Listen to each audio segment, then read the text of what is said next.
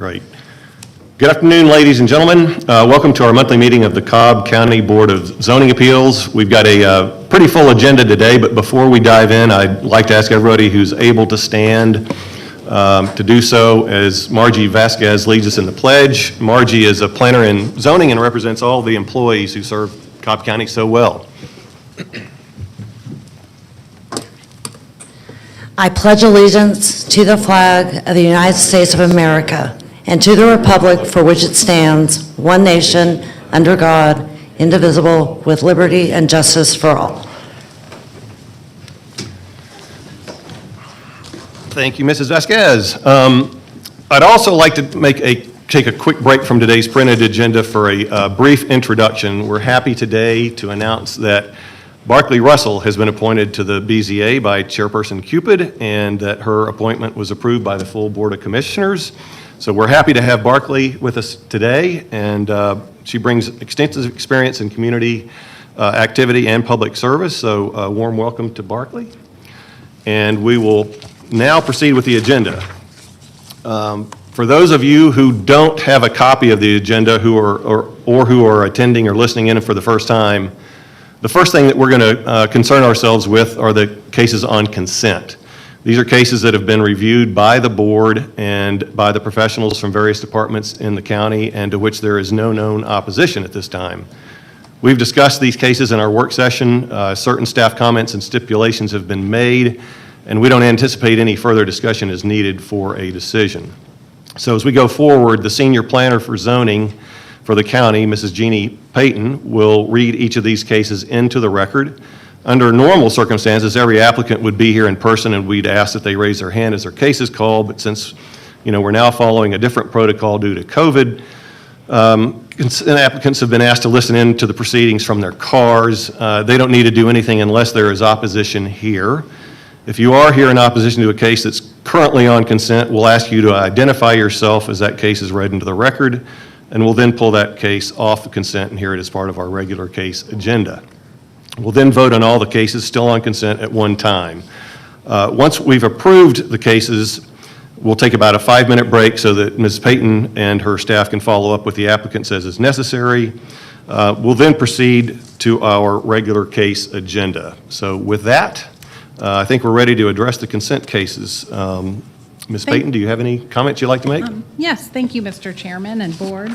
I do have a few announcements to make before we begin the hearing. There is one case on today's printed agenda which has been withdrawn without prejudice and will not be heard.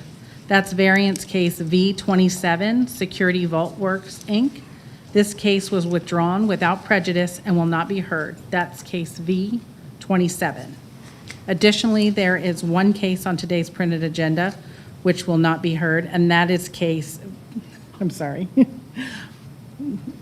that is also, we have a second one, which is also variance case V32, Julie's Plaza. This case was continued by staff until the May 12th hearing. That's 35. I'm sorry, V35. This case was continued by staff until the May 12th, 2021 Board of Zoning Appeals hearing. So V35 will not be heard today. The last announcement I have before we start the consent agenda is to ask everyone to silence their cell phones. The ringing does interfere with the broadcast and presentations. And with that, Mr. Chairman, we're ready to start the consent agenda. Let's go ahead. Case V26, Jennifer Tucker and Jonathan Tucker are requesting a variance to 1, reduce the side setback from the required 10 feet to 5 feet, and 2, allow a second electrical meter on a residential lot in land lot 1051 of the 16th District, located on the east side of Fox Hollow Parkway, 822 Fox Hollow Parkway. Staff recommends approval subject to stormwater management comments, no residential use, and no business use. Is there anyone here opposed to V26? No. Let the record show there is no one opposed. V28, Albert O. Olwol is requesting a variance to allow pool equipment to be located to the side of the principal structure in land lots 835 of the 17th District, located on the northwest side of Atlee Woods Drive, west of Woodland Brook Drive. Staff recommends approval. Is there anyone here opposed to case V28? No. Let the record show there is no one opposed. V29, Dr. Jeffrey M. Riley and Barbara M. Riley are requesting a variance to reduce the rear setback for an accessory structure under 650 square feet, a proposed approximately 528 square foot detached garage from the required 35 feet to 10 feet in land lot 280 of the 20th District, located on the southwest corner of New Salem Road and Loring Oaks Place. Staff recommends approval, subject to the detached garage not be used for dwelling or commercial uses, and 2, same finish on the garage as the house. Is there anyone here opposed to V29? No. Let the record show there is no one opposed. V30, Joseph Paul is requesting a variance to increase the maximum allowable impervious coverage from 40% to 45% in land lots 227 of the 20th District, located on the north side of Downington Ridge, west of Brookstone Drive. Staff recommends approval, subject to stormwater management comments. Is there anyone here opposed to V30? No. Let the record show there is no one opposed. Variance case V31, Michael Stout is requesting a variance to reduce the rear setback for an accessory structure under 650 square feet for a proposed 504 square foot garage from the required 35 feet to 17 feet in land lot 744 of the 17th District, located on the west side of West Lane Drive, south of Paces Ferry Road. Staff recommends approval, subject to stormwater management comments, that a row of evergreen shrubs be planted along the backyard fence and to be approved by the county arborist, and a detached garage to be 1 story only. Is there anyone here opposed to variance case V31? No. Let the record show there is no one opposed. V32, Gary Spinks is requesting a variance to 1, reduce the front setback from required 45 feet to 42.5 feet, and 2, reduce the rear setback from the required 34 feet. A previous variance case, V119, 2020, determined that distance to 32.6 feet in land lots 1264 and 1265 of the 16th District. It's located on the south side of River Ridge Chase, west of Paper Mill Road. Staff recommends approval. Is there anyone here opposed to case V32? No.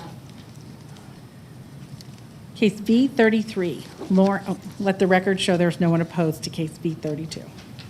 V33, Lauren Holdings LLC, requesting a variance to reduce the front setback from the required 35 feet to 15.2 feet existing in land lot 928 of the 19th District, located at the western terminus of Willowbrook Lane, west of Floyd Road. Staff recommends approval, subject to this being for the existing structure only.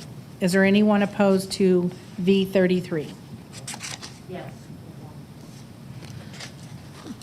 We have someone opposed to V33, Mr. Chairman. We All will right. pull that Pull that. off and put it on the regular. Okay, thanks. Case V34, Scott O'Halloran is requesting a variance to reduce the front setback from the required 45 feet to 29 feet in land lot 890 of the 17th District. It's located on the south side of Lansdowne Drive, east of Lansdowne Lane. Staff recommends approval, subject to stormwater comments. Is there anyone here opposed to case V34? No. Let the record show there is no one opposed. Case V36, Nigel Andre and Suzette Andre are requesting a variance to increase the maximum allowable impervious coverage from 35% to 40% in land lot 552 of the 16th District.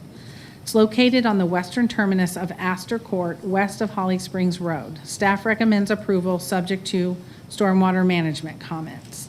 Is there anyone here opposed to case V36? No. Let the record show there is no one opposed. Case V37, Jerry Cox is requesting a variance to, 1, reduce the rear setback from the required 30 feet to 24 feet, and 2, reduce the required setbacks for an accessory structure under 144 square feet for an existing approximately 112 square foot shed from 5 feet to 3 feet adjacent to the rear and southern property lines in land lot 934 of the 17th District, located on the east side of Monticello Way, north of Greenwood Trail. Staff recommends approval. Is there anyone here opposed to case V34? No. 37. Anyone for V37? No. Let the record show there is no one opposed.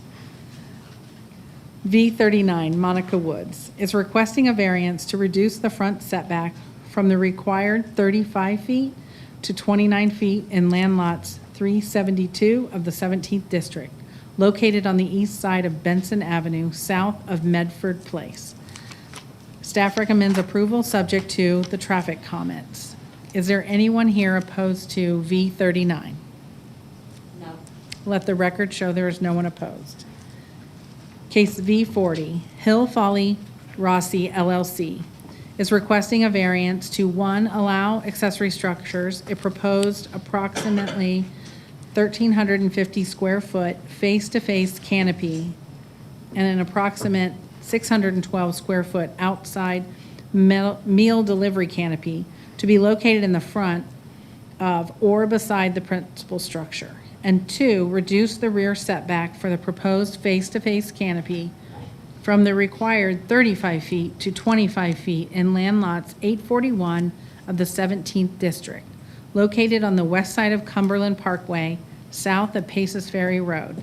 Staff recommends approval subject to stormwater management comments. Is there anyone here opposed to case V40? Yes.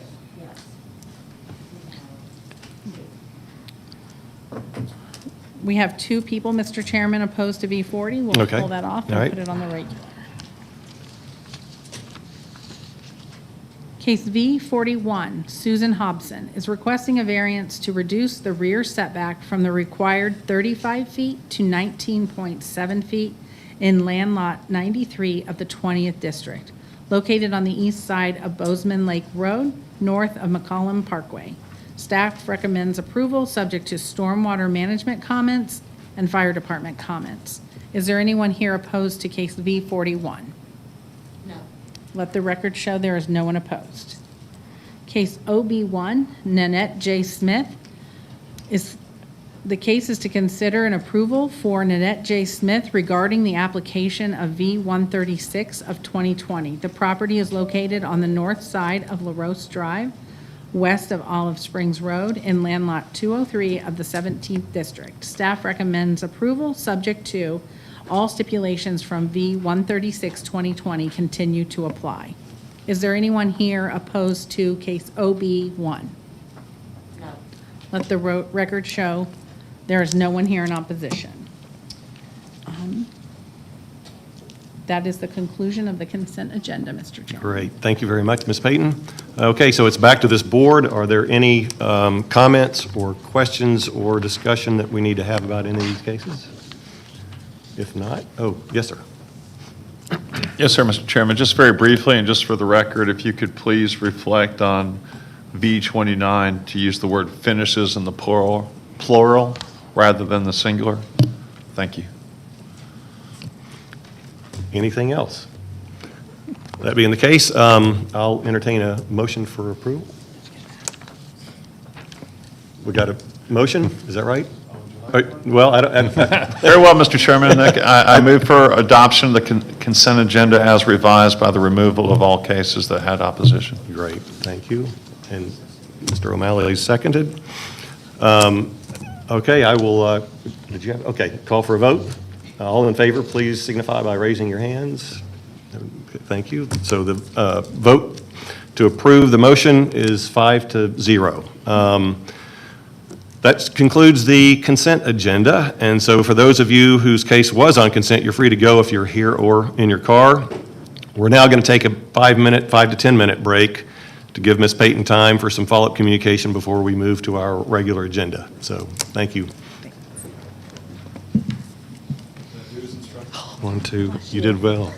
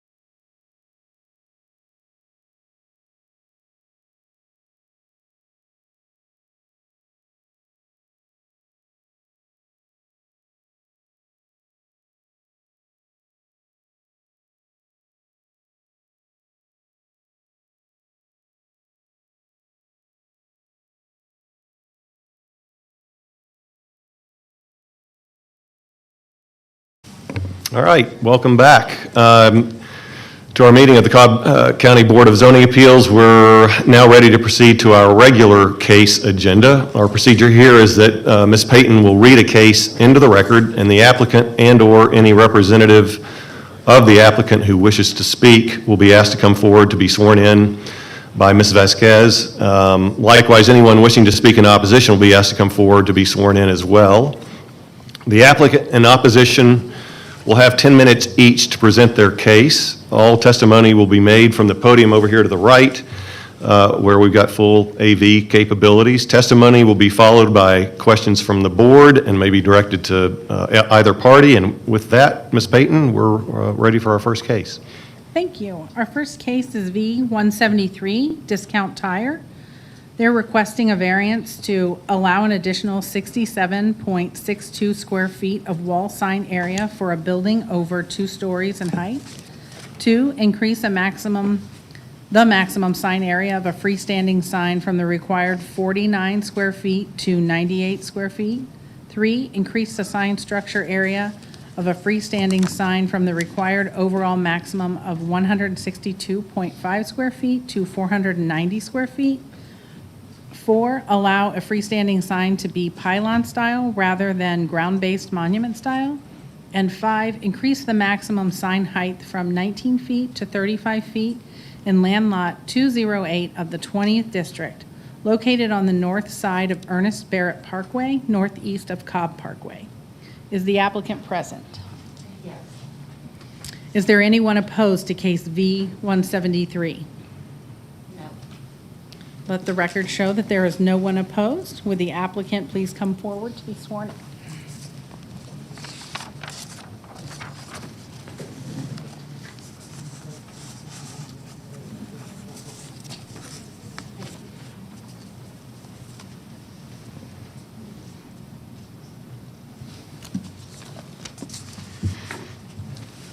Good afternoon. Good afternoon, board members, county staff. Could you please give us your name for the record? Sure. My name is Jennifer Wolf. I'm with It's Permittable LLC, and I'm representing Discount Tire Halle Berry Properties. Got it. Thank you very much. you. The floor is yours for the next 10 minutes, so if you could just please explain what you want to do with the property. Sounds good. First, I would like to say thank you for allowing us to reschedule this hearing multiple times. The site has had many challenges, and each challenge faced a new obstacle that we were trying to work around, so I appreciate you working with us. The site challenges that I just mentioned is that the store is located on a pit, essentially, on Ernest Barrett Parkway. It's got a double slope, and it's working against any kind of sign placement, along with the building height and topography. Not only is the building sloped from rear to front, it is also sloped side to side. And the side to side is where it slopes on Ernest Barrett Parkway as you approach Cobb Parkway. Utilities exist on the rear of property, which faces Ernest Barrett, as well as the left side, which faces an access road into the Town Center Plaza. On the right side of the property is where we are currently showing the sign placement. On Monday, I submitted revised plans that are different than what I have submitted in this additional revised package, and I'd like to share them with you for further conversation.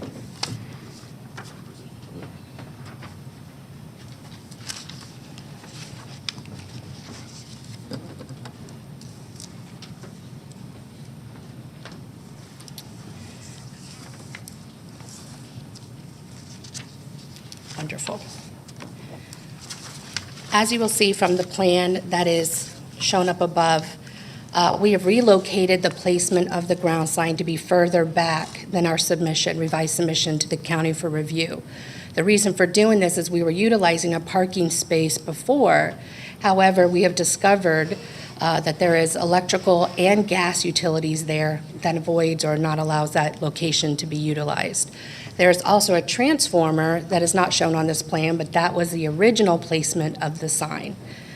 So therefore, the only opportunity for us to have visibility, and it's limited visibility, is to place it currently shown at the 72-foot, 11-inch setback from the center line of Ernest Barrett Parkway. The sign is still being proposed at 35 feet overall height. and 98 square feet for cabinet signage. The reason we're asking for this substantial amount is because there's been so many obstacles that we have to work with current billboards, DOT signage, vegetation that's managed by DOT, which has been challenging trying to get them to trim back some of the vegetation to allow vehicular traffic from Cobb Parkway's viewing. There is a secondary option to put the sign further back, which would be 170 feet. It would be closer to the front end of the property line, closer to the parking, but that would be 60 feet overall height with a cabinet like 10 foot in size, 10 foot by 15 foot. So it would be even more allowances that we would be asking. So we feel with the multiple challenges between the topography, the utilities, the double slopement, that this will give us the best viewing. And of course, again, it's still limited viewing at the height being proposed and the square footage being proposed, which leads me into the additional sign that we are asking for. The additional sign would be faced on the north side of the property near the access road. And the reason we're asking for that wall sign is to capture the attention for vehicular traffic traveling on Ernest Barrett Parkway. There's not an opportunity for us to advertise or market the business before you have to make that turn. So therefore, we get very limited options to market without having any kind of significant driver reaction time, which would cause issues with liability issues, essentially. And that is our proposal today.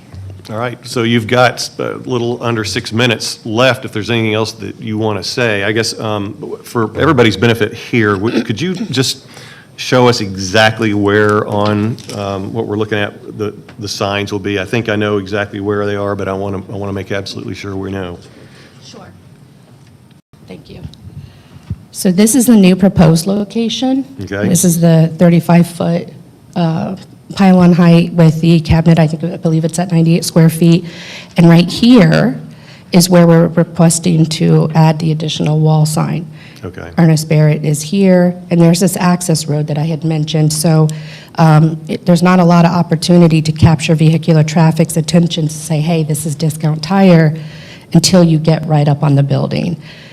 Because there is overgrowth and vegetation right here, which again is kind of maintained by DOT and the town center, this allows, the proposed signage height allows visibility from Cobb Parkway, but again, it's still limited. Okay. Anything else? No. Well, since this case is in District 1 and Mr. Fred Boulogne represents that, I'm sorry? Oh, yeah. Well, we found out there is no opposition, right? Although we do have a letter of opposition, so I'm going to let Fred address that. But he knows more about the case. I'm going to go ahead and turn things over to him at this time. Thank you very much, and pleasure to see you in person. I know we've had some dealings in the past. Maybe we're resolved on consent agenda. Maybe you're out in the parking garage or something. Good to see you here in person. You too. So earlier today, we received a notice of objection from the Town Center CID to this proposal. Okay. But before I go into that, let me just resolve what my initial concern was. My recollection or my thought was initially the request was to put a sign, a freestanding sign, somewhere near the access road and between the building and Ernest Barrett Parkway. Was that correct, or do I misunderstand? That was submission number one. Then we Okay. discovered there is manholes and water utilities that are in that placement. Okay, good. Also, that is where the DOT signage is, so there was a lot of obstacles. Okay. So question number 2, do you have a visual for us on what these proposed signs are going to look like? Sure. Can you just go ahead and turn that in so we have that in the record and so everybody can see it?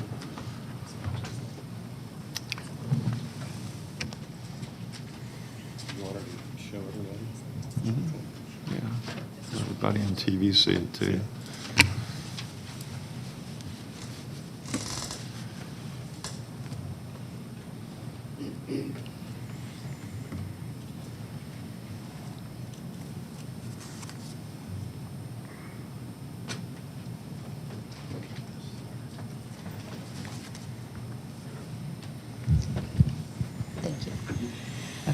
This is the proposed additional wall sign that would be facing the access road, again, to capture the attention of the drivers on vehicular drivers on Ernest Barrett. This sign is not in relation to this, so I just want to make sure that it's only shown for reference to see the building height, which is 26 feet tall at the highest point, and how much of the exposed cabinet and pole would be seen above the building, because it would be set back further from the front property line, so the building would block some of that signage. Yeah, but the building does sit down significantly compared to Barrett Parkway, right? Significantly. Yes. Okay. It depends on where you take the measurements from, because at one point, since it's a double slope, it's about 10 feet, and it goes further back to about 15 to 18 feet roughly. Okay. So the objection that was served this morning or emailed to me this morning came from Mason Zimmerman, who's the head of the Town Center CID, or a board member of Town Center CID. I believe he's with Pope and Land, and his request really was, in essence, that you not be allowed to put up a sign that high. I don't know if he's familiar with the fact that this property sits down the way it does, but my suggestion, after hearing from my fellow members of this board, is likely going to be to ask you to sit down with him or call him and explain the situation and see if you two can reach some accommodation that suits both of you. And before I make any motion, though, I'm going to open it up for comments from anyone else here or questions. I guess I might have one quick question, and that is, would it make any sense to consider certain variances today, or consider approving any? And sign height's the issue that was raised, right, in the opposition? I'm wondering if you need to move forward. I don't know if that's anything pressing for you guys or not. And I'd hate to speculate for the owner, but I suspect there's one sign company that's going to do everything, and so you just end up having to bring them out multiple times to Okay. install. So I don't know the best answer to that question. The applicant might, but Ideally, if his concern is just the height of the ground sign, we would be very grateful and extremely humbled to receive approval for the additional wall sign so we can start gaining that attention and traffic so people know that, hey, at Discount Tire's here. But of course, that's going to decrease driver reaction time by just with the wall sign, which is why the additional increase in ground signage is being requested as well. and my other concern in that regard is because of the fact that this revised application was just filed Monday, that Yeah. the better thing to do is tell the world about it today and hold it in Yeah. any event. Yeah. Okay.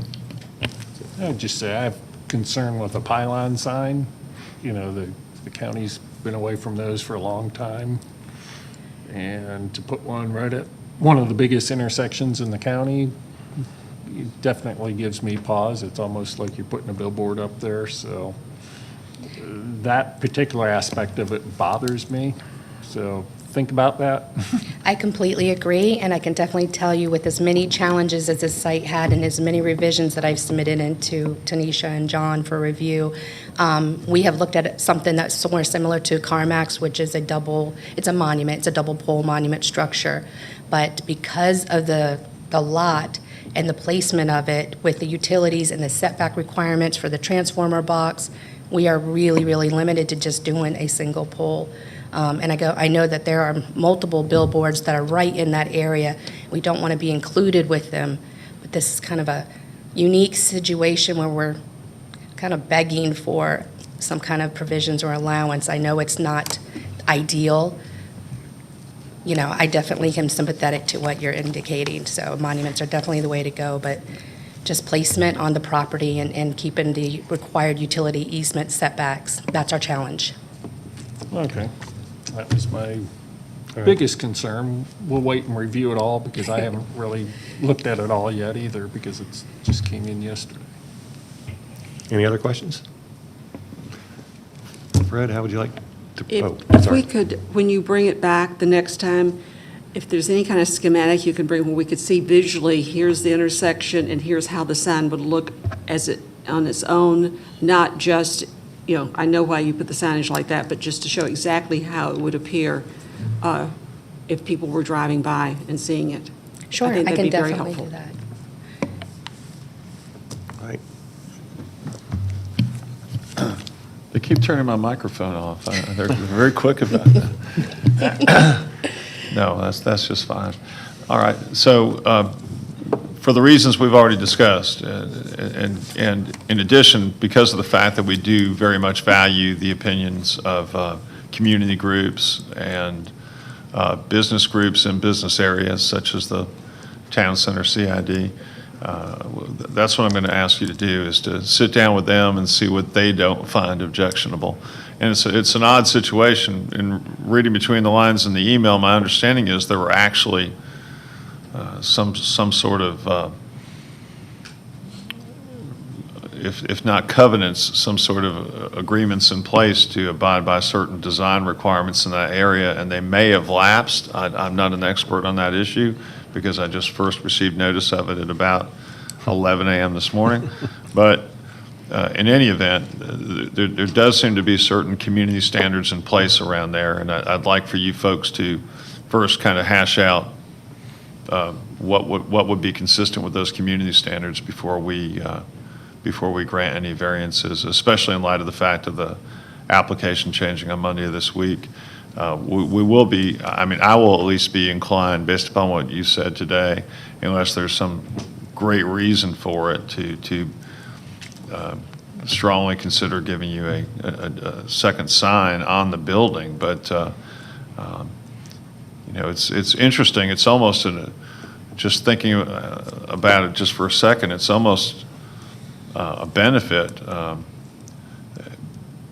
to sitting down in the hole for purposes of signs on the building, on a relatively tall building, because people are going to see it almost at eye level instead of having to look up to see it. So that's going to be pretty good, but that'll help you on Barrett anyway. I don't know what you do to get visibility from Cobb. That's going to be a bigger issue. But I would really appreciate that. So my motion will be that we hold this case now till next month, and that we consider it at that time. All right, thank you. Well, we have a motion. Is there a second? We got a second. Are there any other comments or discussion? All right, that being the case, I'll call for a vote. Please signify by raising your hand for approval. And we've got a 5-0 vote to approve the motion on case V 173. Thank you very much, Ms. Wolf. Thank you. All right, Ms. Payton, what's our next case? Our next case is V17, Telesforo Santa Domingo Cruz is requesting a variance to, 1, allow an accessory structure, an existing approximate 252 square foot playground building to the side of the principal building. 2, to reduce the side setback for an accessory structure under 650 square feet for an existing approximate 252 square foot playground building from the required 10 feet to 1 foot adjacent to the northern property line. 3, allow parking and/or maneuvering on a non-hardened and treated surface, gravel. 4, increase the maximum allowable impervious surface from 35% to 54% for existing conditions. And 5, reduce the setbacks for an accessory structure, an approximate 880 square foot, 2-story utility building and carport from the required 100 feet to 29 feet adjacent to the southern property line, 29 feet to the northern property line, and 6 feet to the eastern property line in land lot 228 of the 17th District, located on the east side of Olive Springs Road, north of Pat Mell Road. Is the applicant present? Is there anyone opposed to case V17? Let the record show there is no one opposed. Would the applicant please come forward to be sworn in?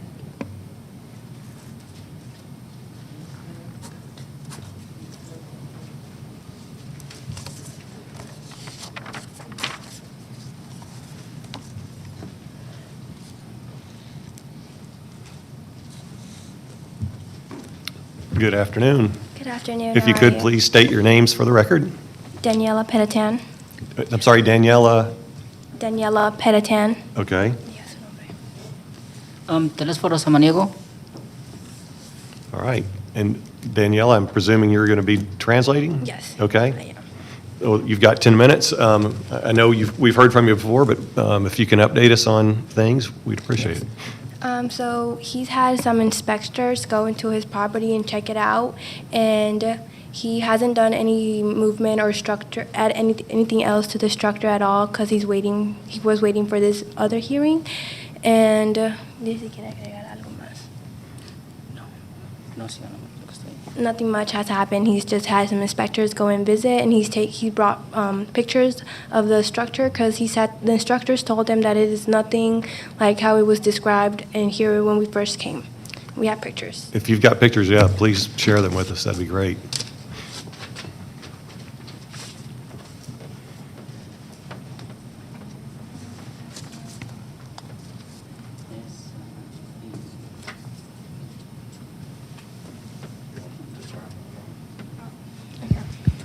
Y que vamos a describir las fotos. Okay, so voy a decir que esta es cuando usted entra así para O sea, que es el carpo. La parte de abajo es donde va a entrar el carro. La parte de arriba es lo que es el látigo. Yes. So this is the carport structure that he created. He said that the upper part is where he's just using it for storage. There's no water, there's no light or anything being used in there, just storage. And he said that the bottom is just there just to have it as something to have shade for and stuff like that, because he has a dog. And that is the side of the building. Tenemos las paredes de 5 pies, The walls are 5 feet. 5 feet. And that is the other side of the structure where the stairs lead. And that there's an entrance right there where you can go inside the storage, and it's all storage in there, and then the stairs. Yes.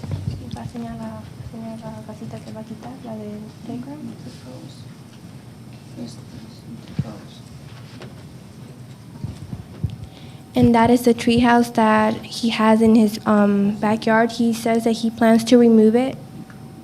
Sí. ¿Y va a enseñar algo más? No, nada más. That's it. ¿Va a enseñar esto? No, esa es la dimensión, pero la dejemos ahí.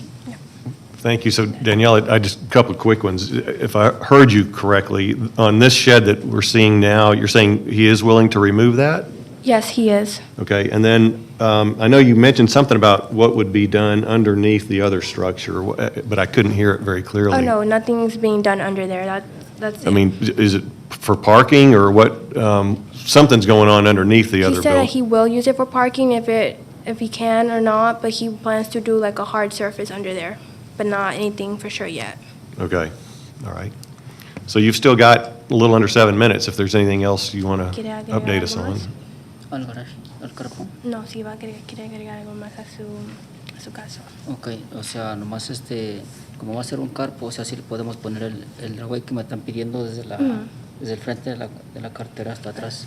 Yes, he said that it's just a carport, that he will add a driveway from the bottom of the structure you were showing me all the way to like the front, like a hard surface, like we had suggested like the first time. ¿Qué es lo que me está pidiendo el inspector de la ciudad? Yes, the inspector suggested he should do that if he's going to use it for parking. Okay.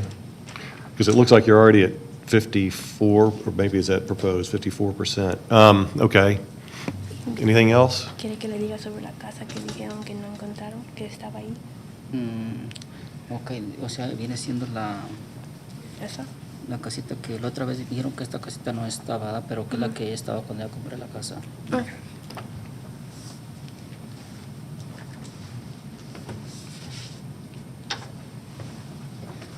Also, last hearing, it was stated that that little house, that he had added it, but he did not. The homeowner had already had it there, and he has the listing from the homeowner that it was already there.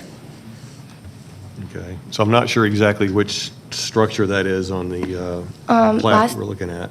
last time they had shown like a picture from like before he bought the house and when he bought the house, Okay. and it showed that that was not there. And he Okay. just wants to let you guys know that he was already there, and he has proof from the homeowner that they bought it from. Tenemos All la right. comprobante. Yes, ya le dije.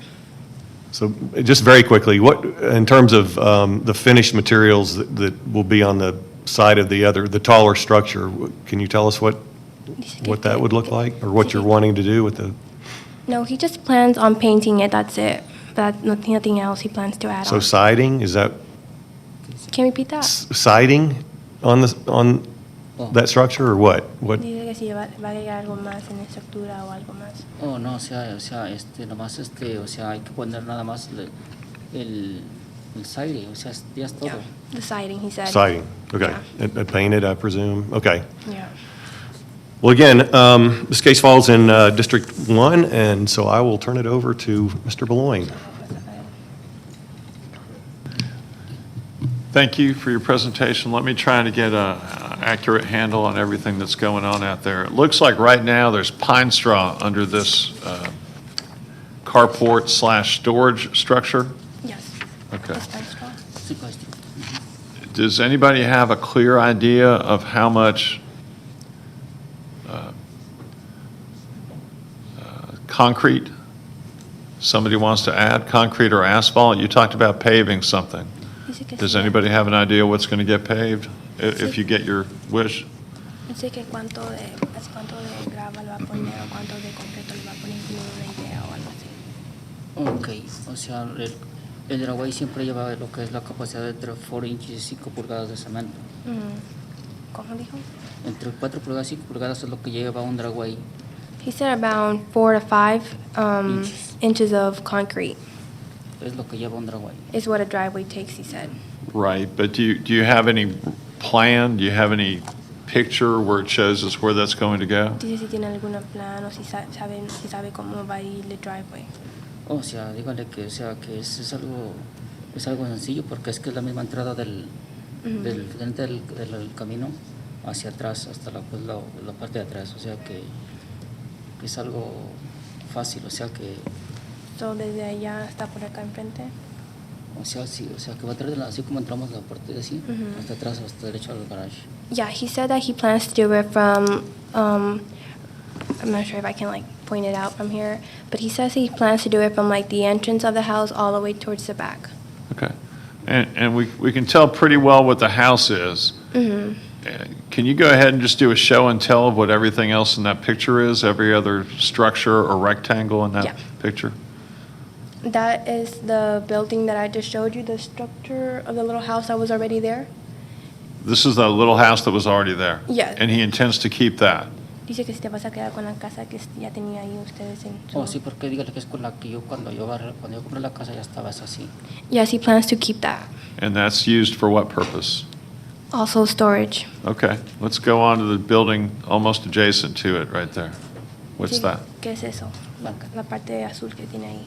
O dígale que esa parte tenemos la madera para reparar la fence del Rasai.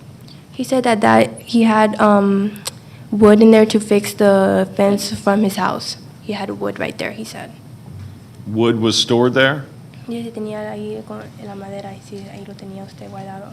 ¿La madera? Sí, para llegar a su fence. Sí. Yes. Okay, is there a need to keep that structure there permanently or Dice not? Dice si va a dejar la estructura ahí, solo va a quitar esa parte. ¿Cuál estructura? Esa parte azul que tiene ahí la monita. Oh, dígale que la madera está tapada con... No, dice si lo va a dejar ahí o si lo va a quitar. Oh, pues claro, pues la que se va a usar en la fence. Yes, he plans to remove it. He plans to Remove that. He's not going to be remove there. that? Okay, Yeah, so he that's said going that- He said that it's just like a little tent where he has the wood, but he's fixing his little fence. Okay, so I assume the white rectangle we see there is a truck? Yes, but he does not keep it there. He keeps it at his shop. Okay. Behind there is what? The carport he's creating. Okay, good. What's this structure near the back triangle? Or what is that back there? Esa era la casita del perrito, ¿verdad? Ajá. That is the doghouse. Okay. And tell us about all this stuff in the driveway. That is the tree house that he will remove So the tree house. Where's the tree house? right there. Right here? Yeah. Closest to the house? Yes. It's a tree house he plans to remove. Okay. And does the driveway actually run under like an eave to the house? Does the house like protrude out over the driveway as it goes under it? O sea, así como está marcando la flechita, así, hasta donde está el garage, hasta ahí se te puede echar el airway, que es como me pidió el inspector. Yeah. He said from right there where the little mouse is at, all the way to the back is where he plans to do the driveway, right there. So you would start it there? Little Desde mo- enfrente, desde acá, desde enfrente. from the Ah, bueno. front, yes, De ahí así, todo. all the way to the back. No, toda. Is there a need for all of this, what is currently driveway, parking, turnaround area in the back? Is there, do you have a lot of cars parked there, or is there some need for that much? Dígale que solamente es mi carro, que ahorita llegamos y dejamos llegué el trabajo, no alcancé a llevar el troque al chat porque viene cargado para acá. He said no, that he usually, he didn't have time to go home from work to drop off his cars at his shop, so he just parked it right there. All right, so what I'm trying to do is trying to help and trying to reduce the amount of area that's not in vegetation for the reasons that we're about to get into. Does anyone else have questions of the applicant? Yeah, I do have one, and you may have addressed this, but I was still a little unclear about it. The upstairs of the bigger structure is going to be used for storage, right? And so I guess I'm kind of still struggling to understand why you would put storage upstairs rather than ground level. Dice que por qué quiere poner usted un storage arriba en vez de abajo. Porque abajo se va a meter el carro. Because in the bottom he plans to Parking car. park his car. So it was just strictly for parking? Okay.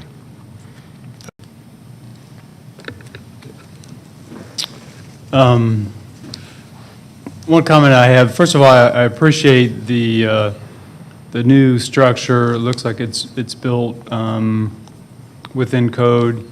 My comment, though, is as I look at this area, it's zone R20 residential, and while I definitely appreciate the mitigation factors that you're trying to do here, to Mr. Bouloigne's point, and in reducing potential impervious surface areas in the back and whatnot. I'm just wondering, being zoned R20, is this site going to be used for any commercial reasons? And secondly, as we were discussing last week, and again, I appreciate everything that you've come back to us and explained, but I have not heard anything with respect to impervious surface mitigation.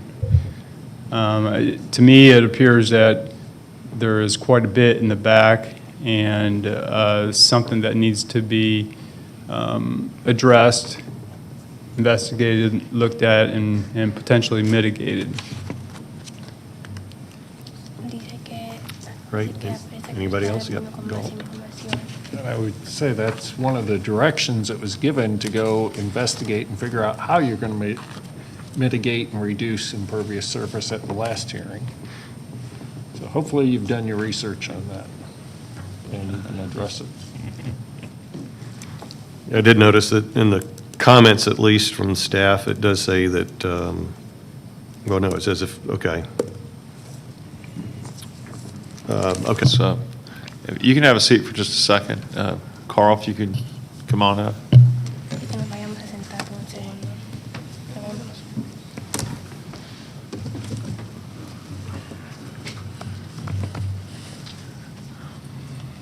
Thank you.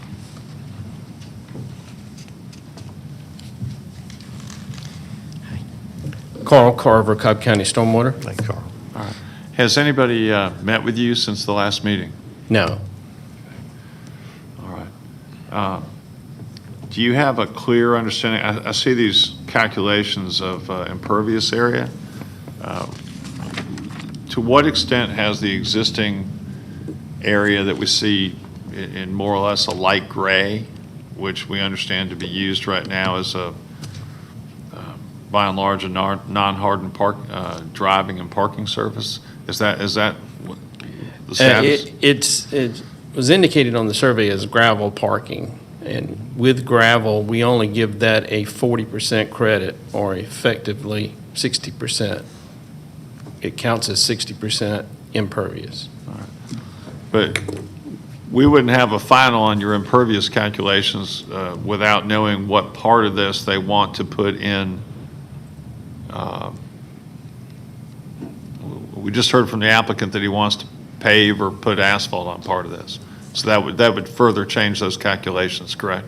That's correct. Anything you removed and reestablished as turf or landscaping would drastically help.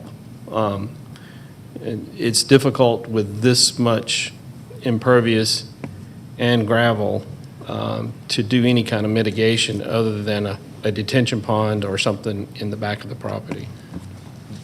Even with certain mitigation efforts, what do you think the maximum percentages we could possibly allow to be in impervious? Well, code on an R20 is 35, so with non-impervious surface systems like gravel and in impervious systems, I think the code will allow up to 40% with the combination of the two. So that's kind of the code. We kind of hold that as the baseline. Have we sometimes gone as high as 45 but required mitigation back? Yes, Okay. absolutely.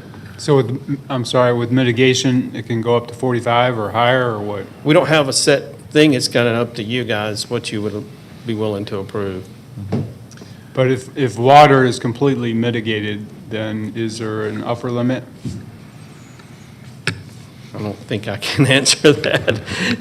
We haven't crossed that bridge yet? Yeah, we hadn't gotten there. If every bit of rainwater is collected and mitigated into stormwater runoff, Yeah, I guess if you were to find some way to infiltrate all of it or retain it all for a period that would hold it long enough so that the increased volume did not affect adjacent properties, then Right. that would be sufficient. okay. And thank you. Anyone else have Yeah, questions just of real Carl? quick. Just to be clear, if they take what's currently gravelled and pave it, that's going to take Make it us worse. 54 up to probably like 60, 65. Just a rough guesstimate. We don't know exactly what they want to pave. Right. But it's going to go up significantly. Yes, when you go from gravel, and the gravel needs to be properly installed. It needs to be a certain thickness and not have any cement fines in it because basically if you got the cement fines in it of certain type gravels, it turns to concrete with the first rain, so. Okay. Okay. Thank you, Carl. Thanks, Carl. Just quickly to Jeannie, if you could just tell us, if you know, what the comments were from the neighbors, if any, no opposition? I have not heard of any opposition. We did have communication with inspection staff from Cobb County that I just received so late that it wasn't even able to be forwarded to you. So it appears as if they've presented photographic evidence of the existing conditions on the site, and that was the main concern there. As far as signatures or any kind of support, I don't have any record of that either. Well, all right, thank you. I'll be happy to entertain comments from everyone else on this board, but my leaning on this, perhaps I didn't make myself clear last month, and of the many virtues I'm not long on, one is patience, but I'm trying to get better at that, and perhaps I didn't make myself clear, and perhaps there was a language barrier, but I think I directed the applicant to meet with our community development people and to work aggressively to reduce the amount of impervious surface on this property. They seem to have some plans to get rid of some impervious. I don't think, even if they can keep the carport, I don't think it would be necessary to keep as much driving surfaces and parking surface as they're showing right now, unless they are making some other use of this property, like a commercial use. I don't see a need for it. And my recommendation is probably going to be to give them one more chance, to invite them to have the meeting they were asked to have a month ago, and hold it one more time. And if they fail to present that, then my motion will be for denial. But I've asked politely, I thought, for them please to meet with community development and work aggressively towards getting getting more vegetation on this property, getting rid of buildings they don't need, and see if we can't get closer to what is acceptable for this area. And with that, I'll open it up for comments. I'll just make it a little clearer, and stormwater management, which isn't part of community development, but very important for you to meet with. And gentleman who is just up here is the one you need to meet with, Carl Carver, so you might want to get his card before you leave, or his contact information. But I would say, I would agree that, you know, a lot's got to be mitigated. You know, we got to get it down like we do other cases, and what they're actually doing is talking about increasing it with what they came with us today Right. versus decreasing it. And that, so there's just, for me, there's way too much going on. I share the same concerns, and then as I look at this thing and look at how much impervious there already is, and I know it's coincidental maybe that there's a box truck, but man, it feels like commercial use, and that's not what we want to see there, so. And I'll just note that code enforcement has given them notice about having 2 box trucks on this site before. Yeah. So the box trucks are Problematic. not just a one-time deal. And just to add to Galt, I mean, to Galt's point, meeting with Carl at the site, I'm most certain, having known Carl, that he has means that he can, after reviewing and looking at this property, to mitigate, you know, as much as possible, the impervious surface issues that we had, and some other points that Mr. Beloin brought up as well. So highly encourage that meeting. Thank you. Barclay? There we go.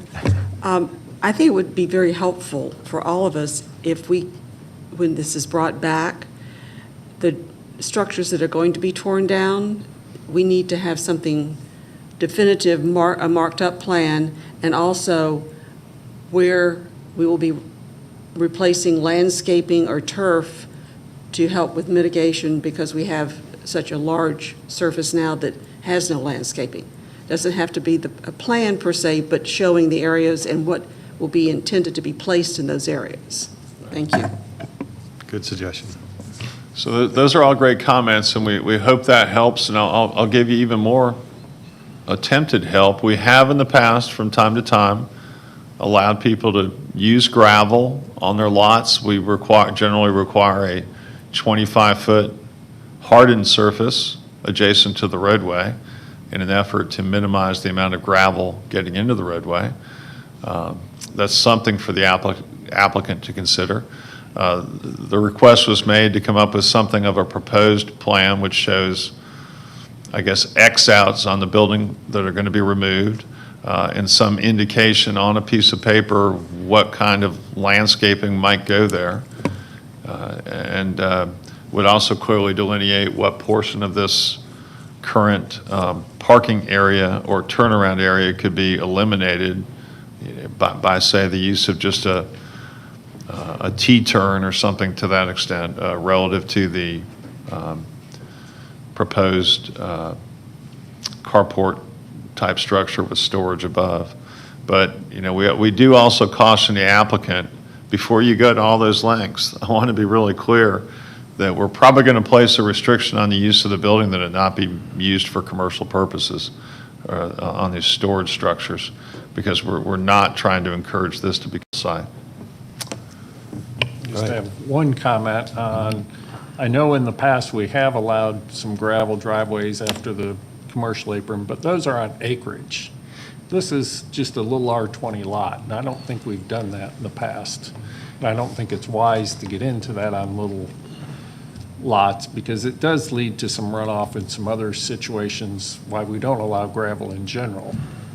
So I would just caution against going the gravel route anywhere on this lot.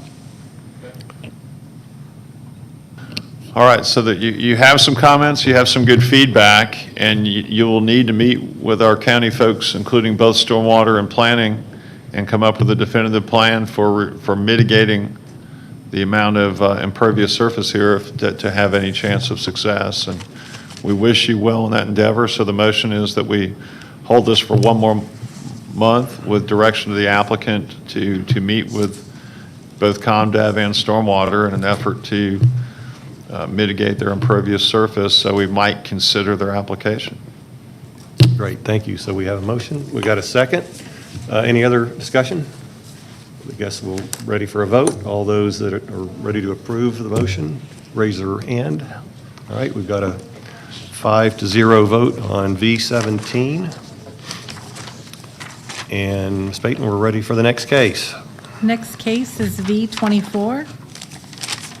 Agricel D. Vasquez, requesting a variance to, 1, reduce the rear setback for an accessory structure over 144 feet for an approximate 176 square foot shed from the required 35 feet to 17.5 feet. 2, reduce the setbacks for an accessory structure over 650 square feet for an approximately 820 square foot accessory building from the required 100 feet to 12 feet adjacent to the southern property line to a 14.1 foot adjacent to the rear property line and to 58 feet adjacent to the northern property line. 3, allow an accessory structure, a carport, to be to the side of the principal structure. And 4, allow access to not be on a hardened treated surface to the 820 square foot accessory building in land lot 1157 of the 19th District, located on the west side of Valley Lake Road, west of Jones Road. Is the applicant present? Is there anyone opposed to case V24? How many? One. We have one person opposed. Would the applicant and the opposition please come forward to be sworn in?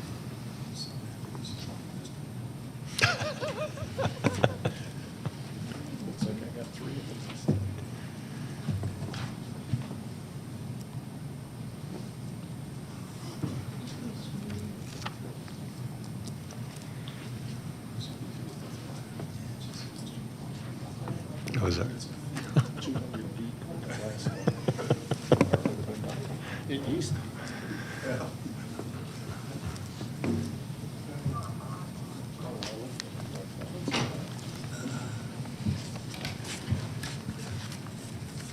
Again, this is V24? Got it. Great, thank you, good afternoon, and could you please state your names for the record? Good afternoon. My name is Jocelyn Calderon. I'm Agricel Vasquez's daughter. I'm sorry, can you repeat it again for me? My name is Jocelyn Calderon. Jocelyn, okay, got it, thank you. And I'll be translating for my father. Okay, and his name? Agricel Vasquez. Okay. Agricel, got it. Thank you. You've got 10 minutes. Okay. So we are applying for a variance because my parents are first-time homeowners, and we bought our home with that structure. We did not build the structure. It is on cement. And our lovely neighbor Patricia told us that she bought her house around the 1970s, and she said it was there. So she believes that the building was built with that structure there.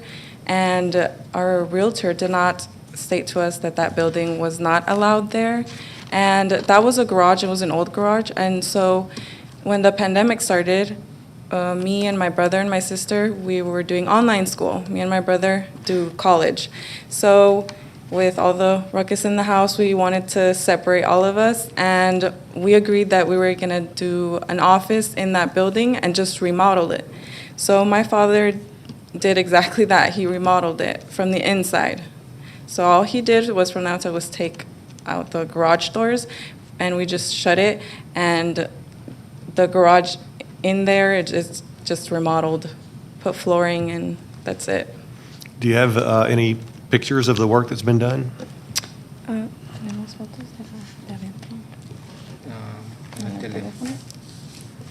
We have some on the phone. Could we show it there? I'm sorry? It's on a phone. Could we show That's it on fine. the Yep, phone? yeah, that'll work. Okay. En el teléfono.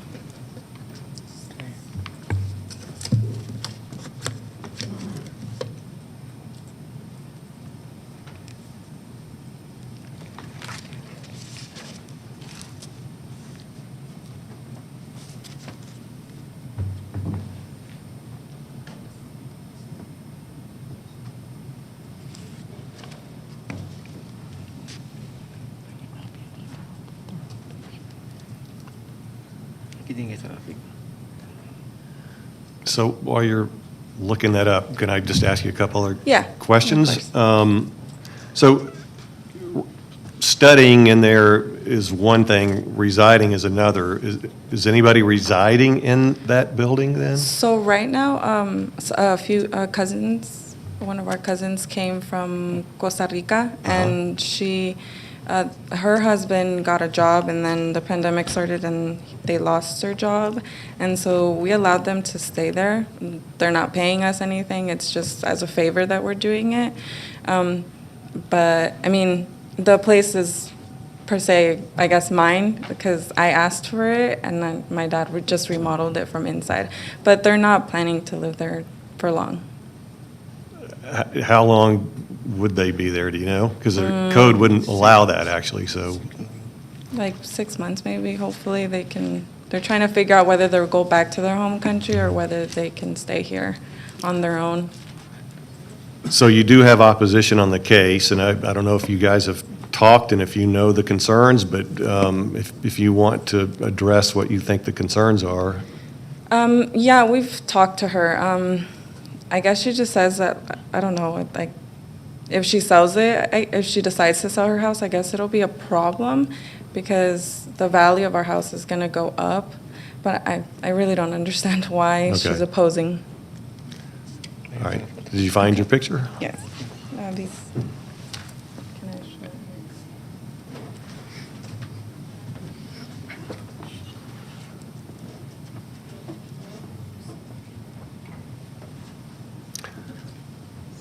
you? Actually, well, yeah, wow. Yeah, exactly. I was actually more interested in the outside. Do you have pictures of the outside of the structure? Oh, outside? Yeah, but yeah, both is helpful.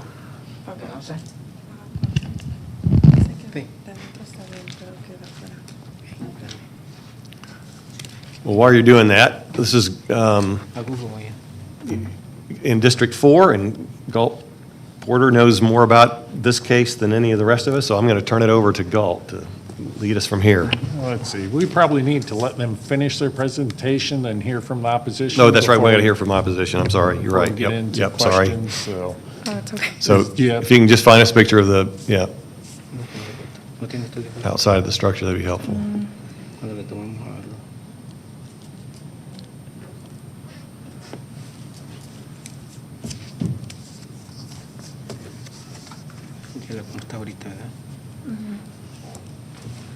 You guys would like to see how it looks right now, right? Present time? Yeah. I mean, are you planning on doing other work to it? No, it's done.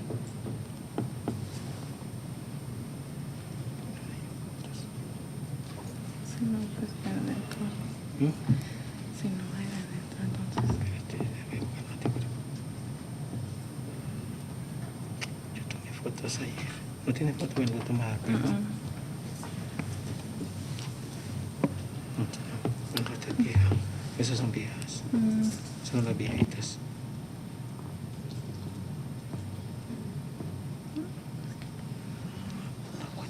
Okay.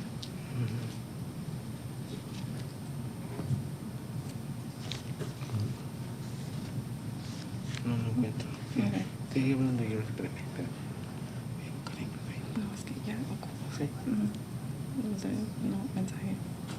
¿A dónde estás con Kiara? ok, no veré por dentro. Okay, Oh, so mensajes, aquí está. we're struggling to find some pictures of the outside. I'll show the inside though.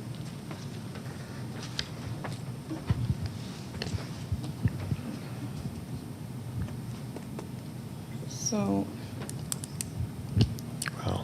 this is the kitchen. Mm-hmm. This is the window right there. And this is like a little countertop that we put the lights. And then that's a window. That's the electrical box. That's the door to get into the structure. This is just I guess, a living room kind of. It's just of the bigger space. Kitchen. Again, this is like, there's a refrigerator, and then that's the door for one of the rooms. That's a bathroom.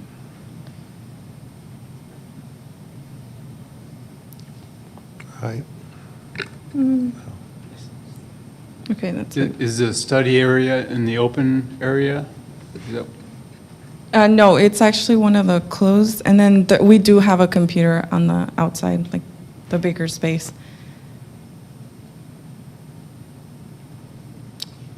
So are we seeing all the rooms here with our back room? Is that like a, So, yeah, so that's like a room in there. uh-huh? Eso no es del otro. Oh, okay. Este es del otro. Okay. Mm-hmm. Yeah, so this is the way to the bathroom. There's a room, and then I guess this is just a bigger space area. Okay. All right. Well, thank you. Unless you have any, you got a minute and a half left. Is there anything else that you want to add? ¿Qué otra cosa que quieres decir? No, está bien, con eso. No, that's it. Okay, thank you. Y'all can go ahead and have a seat, and I guess we'll want to call the opposition up. The opposition can come up.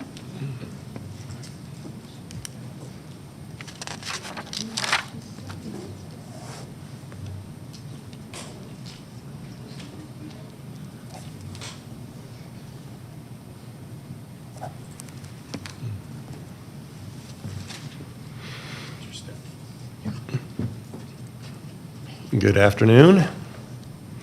Good afternoon. I hope you're doing well. Could you please state your name for the record? Marjorie Huck, H-U-C-K. Okay. All right, Marjorie, if you could help us understand your concerns. Well, my main concern is that I don't want it to affect the value of my property. And I have a lot of other concerns, some of them big, some of them little. But one of them is that I have a lot of water runoff coming all over from my property. And I've noticed that there's more water coming from the side of their place than there was before. So I have the same concern that you had before, amount of buildings to lawn. So I have that concern. And then, so I oppose the variance and I say no. My land will decrease in value, street frontage will change, and I do not know where that line is going to be. I never saw a map that would say what the new boundary would be, so I don't know that. And of course, the water runoff is would increase, and his property's got a lot of stuff on it. And I don't know, the variance sign didn't give me any information except V24. I had no idea what was going to come up, so I had to investigate by myself, and I'm not too good at that. But anyway, I tried. And Mr. Vasquez has been really cocky to build a house without a permit, and I saw him build the house. He tore down the other existing place mostly because he said termites. And then he put another place around surrounding. And then he said he was going to have his kids live there. And they've been there since, well, I don't know if it's his kids or who's there, but since like 1920. And that's when he built the house, too. And he has some kind of a, I don't know if it's his business or it's a business-like thing where he details cars. He used to do them when the house shed was a garage, but now he does it out in the front under his carport. And that puts a lot more water going to my side, too. So I don't really know where I stand, but I don't want my property value to go down. Can you just point out where your residence is relative to what's outlined on the screen? It's right directly sideways of his. Okay, so would it be the one to the bottom of the screen Oh, Can you you're tell? there? Oh, on Valley Lake? right there where you are, yeah. Yeah, that's yours right there? Yep, right. Okay. And nobody's come out. He's never got a permit for that house or redoing the building or anything, because I called. And I also told him that he was building a house there. And nobody came out. I don't think anybody's even seen it besides the gal that was showing you that. So, anyway, All right. Thank you very much, do you want to Mrs. know Huck. something else? No, I think that's enough to get us started here. Thank you very much. Okay. For your comments. Okay, well, Just before go she ahead. sits down. Yep, go ahead. I was going to turn it over to you anyway. Okay, thank you. Just before you sit down, I have a quick question for you. Okay. The old storage building, how long have you lived next door? I lived there, he lived there 1 year before me, so I've lived there about a little over a year and a half. Oh, okay, I thought maybe you'd tell us how long that building had been there, if it had been there a long time. It was there before, when I got there, but he ripped it all apart and redid it. Okay. So, and I guess he didn't want it for a garage. He used to have two-car garage on it. He took that out, and he made it into the house. So what we just saw, I think, Tim, was that the, This is 2018. okay, got it, thank you. It was? No, this picture here, and then that last I saw was 2019. Oh, This is 2019. Okay. Okay. Thank you, we I don't know what appreciate you're it. talking about. so- Watch your step. Yep.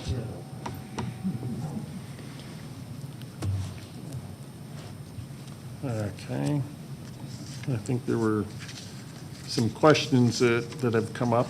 Let me ask Carl to come up before we get back to the applicant.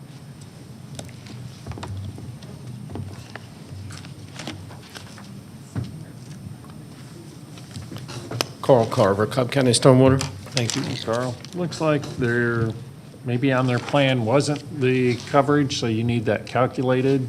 I need that calculated. It's not on the plan that was submitted. It's probably close to the limit, but it's hard to tell without the calculations. Right, right. Okay, and do you think adding that carport would significantly create runoff over to the south there to Mrs. Huck's property? Without the topo turned on, it's kind of hard to tell, but if I looked back at it, the way the roof ridge line is potential that it could be concentrated right there along the property line at that garage or Okay. residence. So there's some things that you could require them to do to kind of mitigate that runoff going that way? Depending on the detail of how they've got the gutters and downspouts, and then we could do some mitigation of flow wells or something like that, yeah, that would help the adjacent property. Okay. Okay. Is there anything else that you think we should know about this site that stands out that we need to address? Not without seeing the impervious calculations. Okay, and they did talk about using a non-hardened surface to go to this back building, which isn't shown on the plan, I don't think, and we don't see it there right now. Right. I don't even know where it would go, but that would definitely increase that calculation a lot. Yes. Okay. Okay, anybody else for Carl? Okay. Okay, I think we got most of the questions out of the applicant. I'm trying to think of, well, let me have the applicant come back up.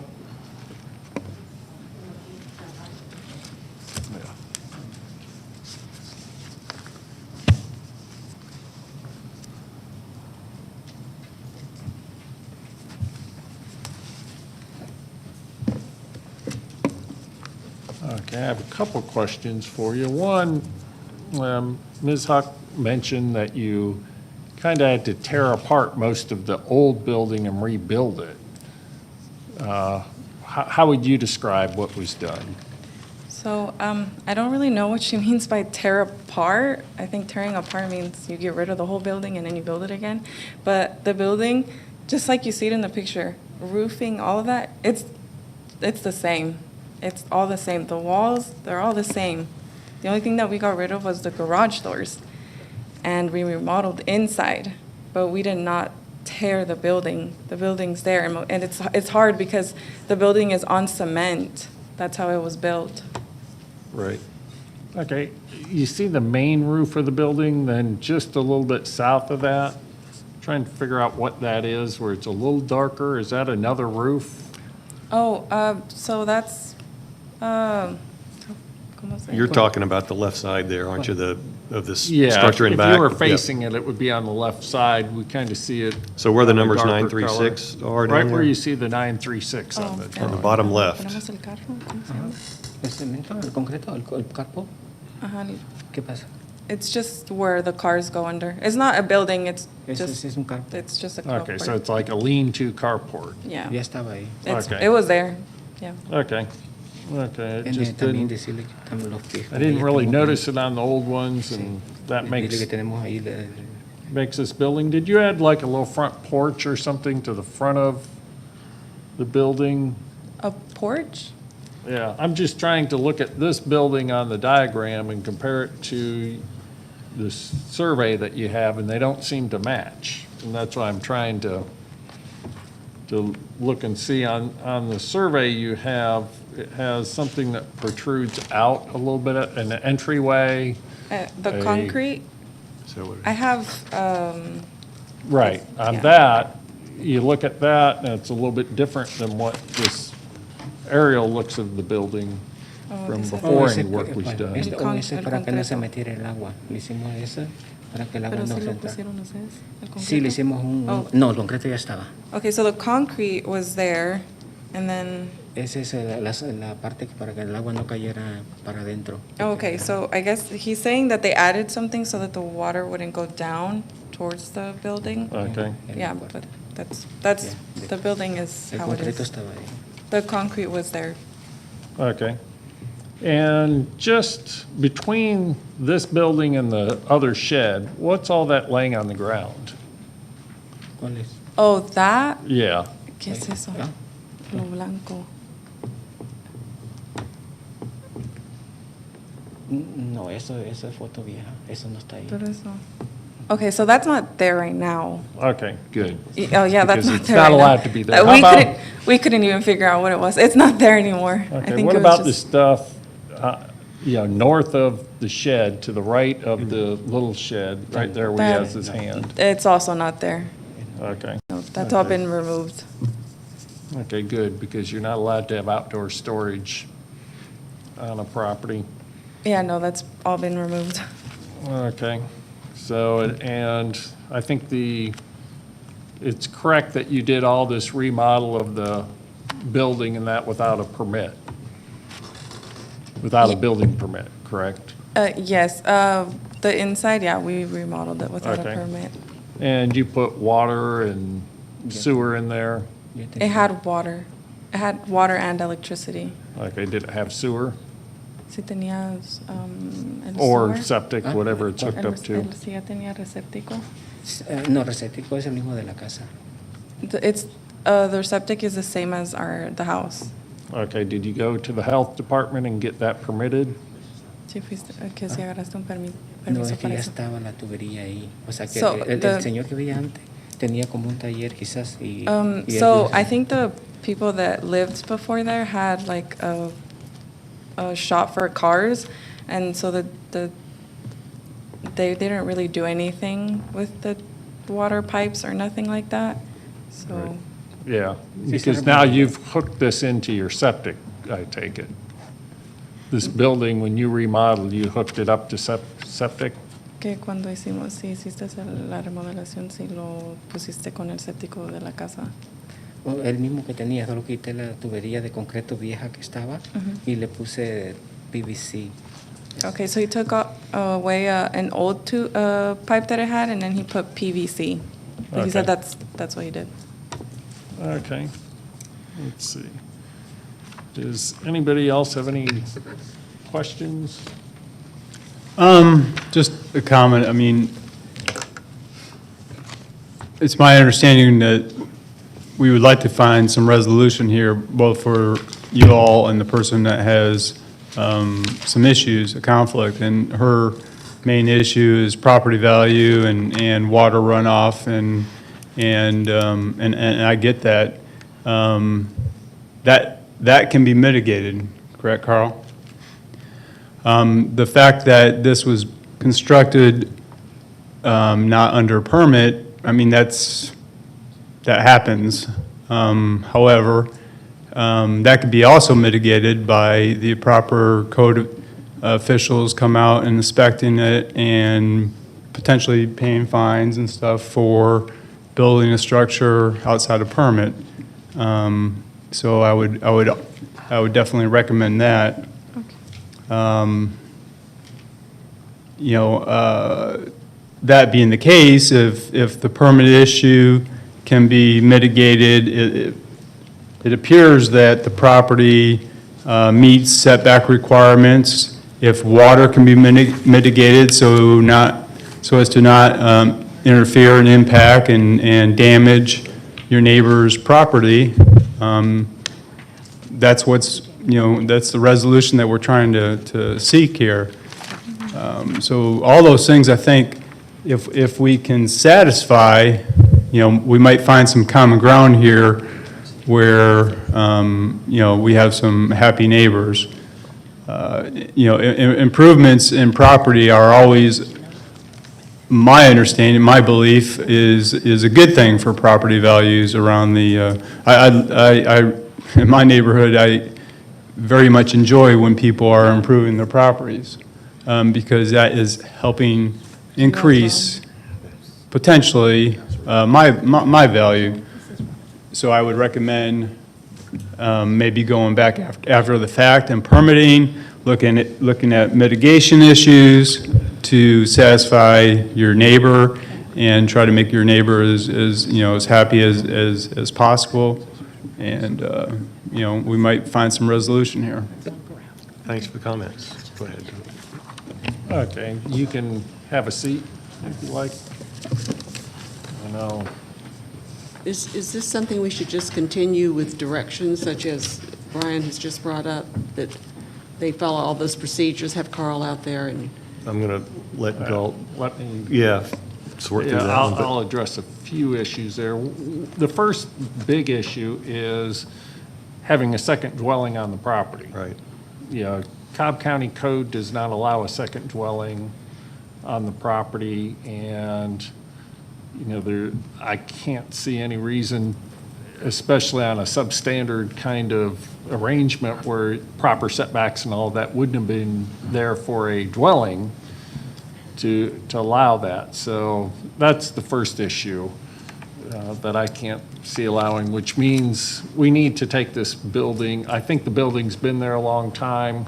Not going to make them tear down the whole building, but they need to take it back to unfinished storage, disconnect all the water and sewer to it. One of the issues is with septics are sized for the number of bedrooms and all of those things in a house. When you go adding something else to it, your septic's not properly sized, and then you get into health concerns. So that's why I asked about whether you had the, you know, whether it was permitted through the health department for the septic. So that's one issue. I think with the addition of the carport, there's no reason to be driving back there, especially on an unhardened surface. So we'd want to make it not a garage or carport, but just a storage building for lawnmowers, things like that. So that's the issues on that building. The carport, which was added apparently without a permit as well, and they're seeking a variance for, I think needs to be permitted. And it needs to be a permit to put that back to a storage structure and make sure everything's good with the first one. The carport needs to be permitted and also work with stormwater management for the gutters and Drainage. downspouts to mitigate any effects of having this runoff into the neighbor's property. The other shed, which needs a minor variance from 35 feet to 17.5 feet, I think that shed's been there a long, long time. And I think we can probably allow that one to stay. So I think with that, I don't really think we need to hold it because we're not having them go try and make this building into a dwelling unit because we just don't allow those kinds of dwelling units. So I think I can probably make a motion unless other people want to make comments before I do that. I actually kind of had a question about that other shed in the back, because it looks like it's in a different location than what we see in the drawing. It looks And like there's so- more separation in reality than what the drawing is. I don't know if So I was just wondering if it was maybe a more recent thing than what we were thinking. yeah. Anyway, go ahead, I'm Well, sorry. maybe we can ask the applicant, if you could come back up, the applicant, one more time?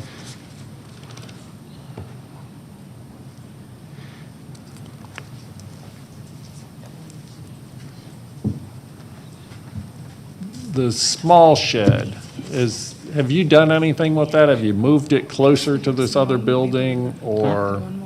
No, ese estaba ahí. Ya, así estaba el Es que en mocho. este papel aparece que lo han movido. Sí, lo movieron pegadito para este lado, pero a la misma distancia. Se movió como 6 pies pegado al building. Okay, so it was moved 6 feet towards the storage. Okay, The okay, garage. that's why it looks different on here than there, but Yeah. you didn't, it's the same building that's been there, you just Yeah, moved it. it's the same. We just moved it more over here. Okay, I think that clarifies that point. And no more questions? Okay, you can have a seat again, sorry to make you come up again. There, okay, so with regard to V24, make a motion that we approve variance number 1, reduce the rear setback for an accessory structure over 144 feet from the required 35 feet to 17.5 feet. Call that shed 1. That we reduce the setback for an accessory, for approved variance number 2, which is reduce the setback for an accessory structure over 650 square feet from the required 100 feet to 12 feet adjacent to the southern property line and to 14.1 feet adjacent to the rear property line and to 58 feet adjacent to the northern property line. That we delete variance request number 3, and that we delete variance request number 4, so we're denying number 3 and 4, which we're using the structure as a primary, or wait a second, let me reread that. Please. Yeah, we don't want any carports, so we're deleting that, requiring that the item listed in the rear, the accessory structure that says one-story house, to be converted back to storage and all proper permits to be pulled for that. And, oh, wait a second. I was getting myself mixed up. Number 3 is fine. So change that motion Number 3, allow an accessory structure carport to the side of the primary structure. That's the new carport. Right. So allow that, but require permitting of that structure and mitigation for the water runoff so as to not affect the property to the south. And then delete number 4. So we don't want to have parking on hardened surface and require that conversion back to storage only with no vehicle parking at the rear, that rear accessory structure. So hopefully I've confused the clerks totally with that, but that's my motion. It's going to be one of the longest motions in history. Oh, well, then I'll second that motion and that. Okay, so it's up for discussion. I was going to say, is everybody clear on what exactly is being proposed here? Okay. Mr. Chairman. So if we've got a motion and a second. Mr. Chairman. Sorry. Okay. Yep, Mr. Johnson. I just wanted to make sure that we, this board is considering only the variances that have been considered. The direction of the use of that structure as a dwelling may be more of a planning commission permit type issue, that we want to make sure that we just consider the requests presented here. That might be more of an administrative function, direction to staff to go inspect and let then that permit process go forward and us stick to just what's requested here. Okay, that's a good point, but it's fair to require permits, to have them require a permit for that structure, and that would lead to the rest. So we will delete the part of the motion that talks about converting it back, but just require that they obtain the proper building permits for the structure. Would that be fair? Brian? No. Or Okay, I believe the direction could be direction to staff to inspect and then let whatever process goes from there, whether it's a building permit or which would require inspections and result would be initially perhaps a land use permit of some sort. Letter of occupancy sort of thing. Okay. But just for what's presented here, the application, the advertisement, and consideration to stick to just what the four. Okay, so Thanks let for me go keeping back. us in line. Why don't I redo the motion then? Okay, let's restate it. And we'll withdraw that first one and I'll restate it. So we are going to make a motion to approve variance request number 1, which is the rear setback for the structure over 144 square feet from 35 feet to 17.5. Approve variance number 2 to reduce the setback for an accessory structure over 650 feet from 100 feet to 12 feet adjacent to the southern property line, 14.1 feet adjacent to the rear property line, and 58 feet adjacent to the northern property line. And number 3, to allow an accessory structure carport to the side of the primary structure. And we are going to deny variance number 4, which was to allow the non-hardened treated surface. And then we're going to give direction to staff to have the property inspected for the large 820-foot structure, to have that building inspections to inspect it and take appropriate action, and also to have them inspect the carport and take appropriate actions, and also direction to code enforcement for occupancy of an accessory structure and for possible business use of the property, since that was brought up, to investigate business use. So now that's my revised motion. All right, thank you. We've got our second, so any further discussion? All right, I'll call for the vote. All those that approve of the proposed motion, please raise your hand. All right, we've got a 5-0 vote approving that motion for case V24.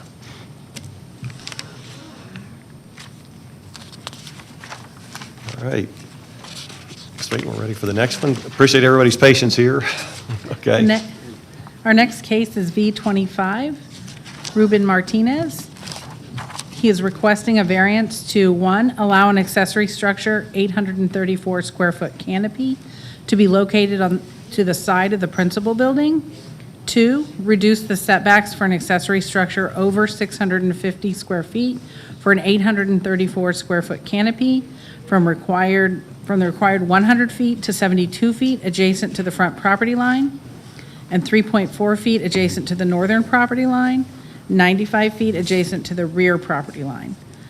3, to reduce the rear setback for an accessory structure over 144 square feet for a 593 square foot canopy from the required 40 feet to 37 feet. And 4, reduce the rear setback for an accessory structure over 144 square feet for a 571 square foot shed and overhang from the required 40 feet to 5 feet. And 5, allow access to the 593 square foot canopy not to be on a hardened treated surface in land lot 128 of the 19th district, located at the northern terminus of Limerick Court, north of Emerald Drive. Is the applicant for V25 present? Yes. Is there anyone opposed to case V25? Let the record show there is no one opposed. Would the applicant please be sworn in?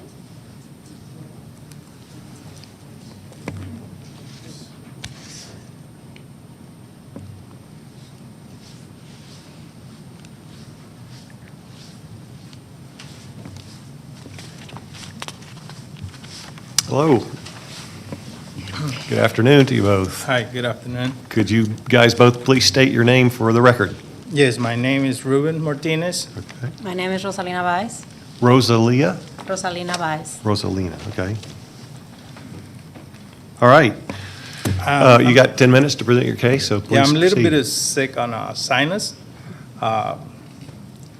allergies. Uh-huh. So if I talk too much, I'll probably start kind of coughing, so she's going to help Just- me down. Okay, we'll do the best we can, okay? Okay. Thanks. Right here, I built this three, the storage, the canopies, and the canopy on the right side of the house. That's my parking for my trucks. Okay. I used to park on the back, 2 trailers, because I do landscaping, but I'm not doing that anymore. I've already got a place where I move everything, so the place is clean. Everything is clean right now as of the moment. So right now, what I notice is on the big carport is very close to the line to my neighbor on the right. So I spoke to her, and she was like, no problem with that. Also, she already say if I need to move the carport, she can be okay to sell me some piece of land where I can get more room or do something. And I think that's it. That's all I got. And how about the canopy in the back? What exactly are you doing with that? The canopy in the back, I'm not doing anything right now, but parking only one trailer where I use it for trash, for getting my trash out. So, and this is small trailer, but right now it's nothing there. But it is necessary, or you? No, it's not necessary. If I need to move it, I can move it. Okay. On the other canopy that is closer to the house that you were just talking about. Can you tell us what we're looking at that's sticking out closer, say, to the property line? I can't tell what On that. On that picture, that's when I had some of my trailers and my trucks. Uh-huh. So that's my two trucks where I park it there. That one is covered on the back, is a trailer. So nothing of that is there, just my vehicle. So is everything parked under the canopy now? So that- No. Only my personal trucks. My two trucks is there on side the house. They are under the canopy now. Okay. So I don't have nothing in the. And would you happen to have any pictures of it from, say, ground level? Well, I did send some pictures to Mr. Fred, Okay. and I have pictures.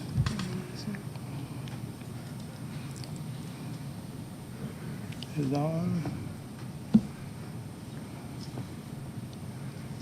Okay.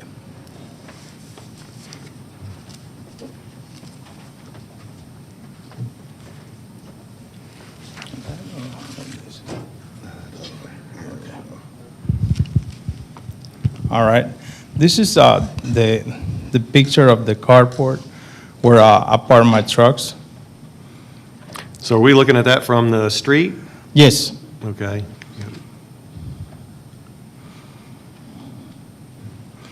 That's a street view too, Okay. right there. And you can see where my neighbor line is, right here. That's where she built her fence, like a couple feet inside her property.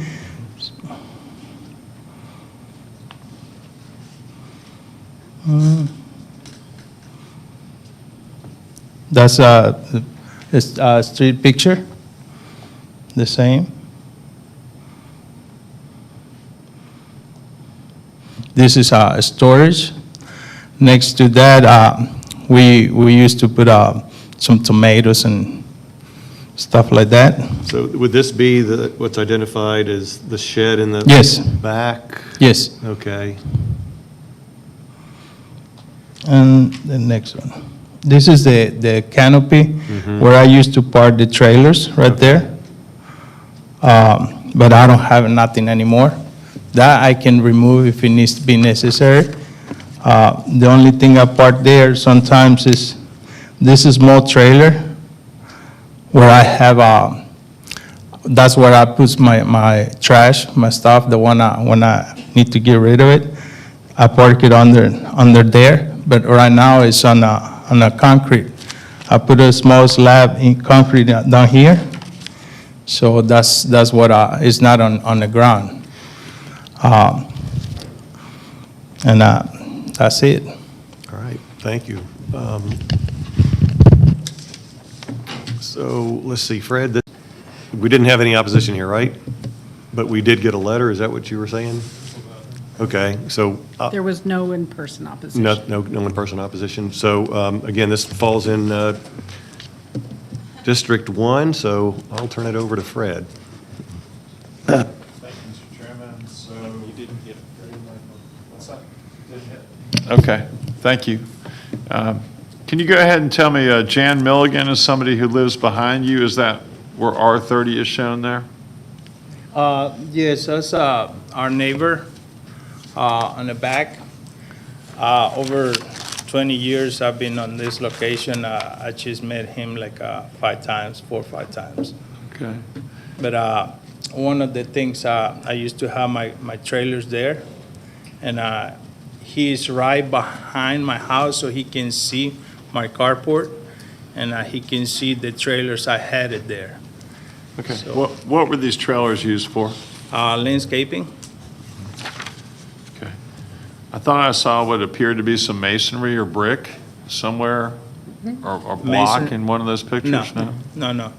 I have my son has a company, landscape company, and he used to live with me, but he doesn't live with me anymore. And since this past year, it's been a rough year, we were putting the trailers there, but I already found a place where we are parking.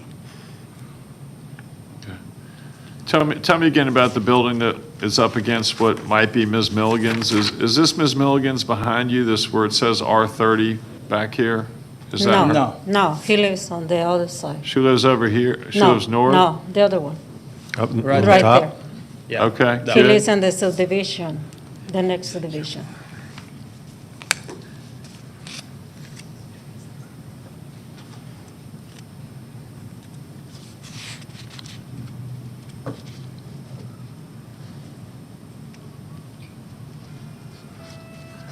Okay. Thank you. I may have some more questions for you. Does anyone else have questions of the applicant? Okay, let me turn to the county. You can have a seat for a minute. Thank you. I understand that in the past, there have been code enforcement issues of this property. Is that correct? Any idea about that? I do not know. You don't have that record here today? I do not. Okay, Oh, I do. thank you. Code enforcement compliance, and I have the case number for an accessory structure, parking standards, permitted uses, and outside storage. Okay.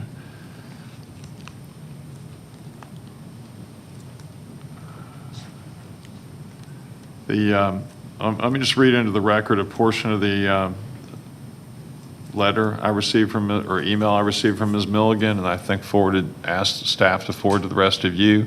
It says in part, Mr. Martinez and I go back many years. We're in different subdivisions, but our properties back up to each other. The short history is that he runs a landscaping business from his home. He had workers arriving and a great deal of equipment which he used in the business stored in his yard. We appealed to the zoning board, I think, about 2005, and some action was taken then because the activity diminished quite a bit for some time. But by last December, I presume that to be 2020, the situation had deteriorated, and again, I contacted the zoning board. The area is zoned R30, which is as shown in our books. His backyard had become littered with used and new construction materials, several trucks, several trailers, barrels, piles of lumber, brick pavers, etc.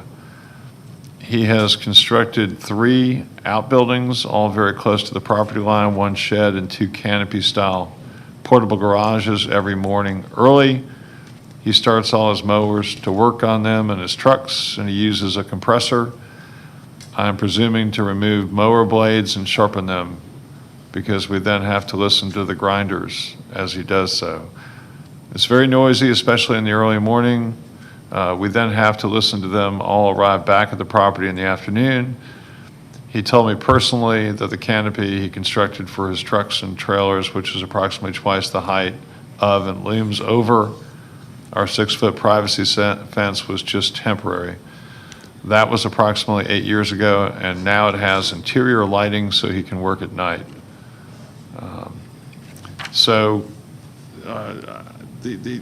Sounds like the neighbors' concerns are twofold, or actually threefold. Number one, storage of a lot of construction equipment and materials in the yard on a regular basis. Number two, noise. And number three, a lot of structures thrown up that weren't permitted.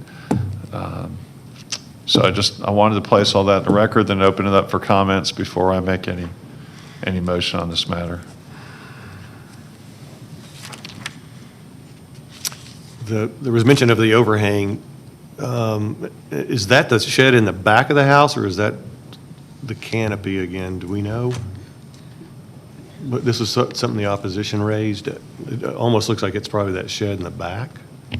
I would assume it's this, at the very top, right Do you where the think? hand is, Okay. that she's talking about. Yeah, because her that property is up adjoins her there. property. Okay, all right. I don't have any other questions. I thought you said it was the property with the R30 to this side. We need clarification about which Yeah. property. It's up where the hand is right now. Yeah. We had mistakenly thought it was R30, but then they corrected us. Oh, okay. That it's up where the hand is. That's what I thought, okay.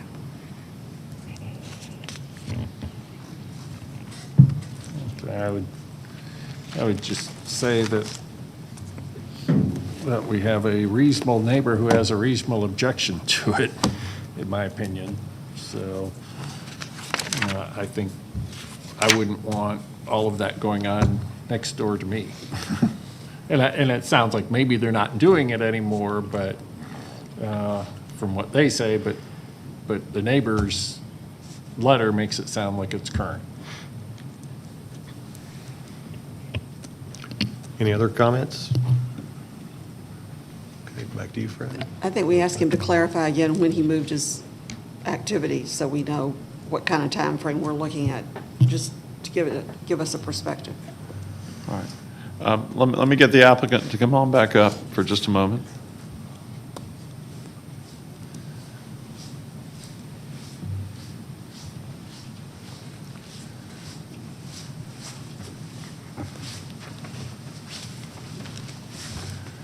So you said your son has a landscaping business, right? Yes. And what's the name of it? M&R Landscape, And where are they located? on my residence. Well, that's where,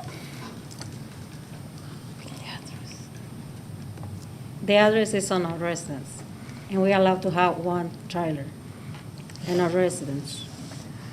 But we moved to another place. Okay.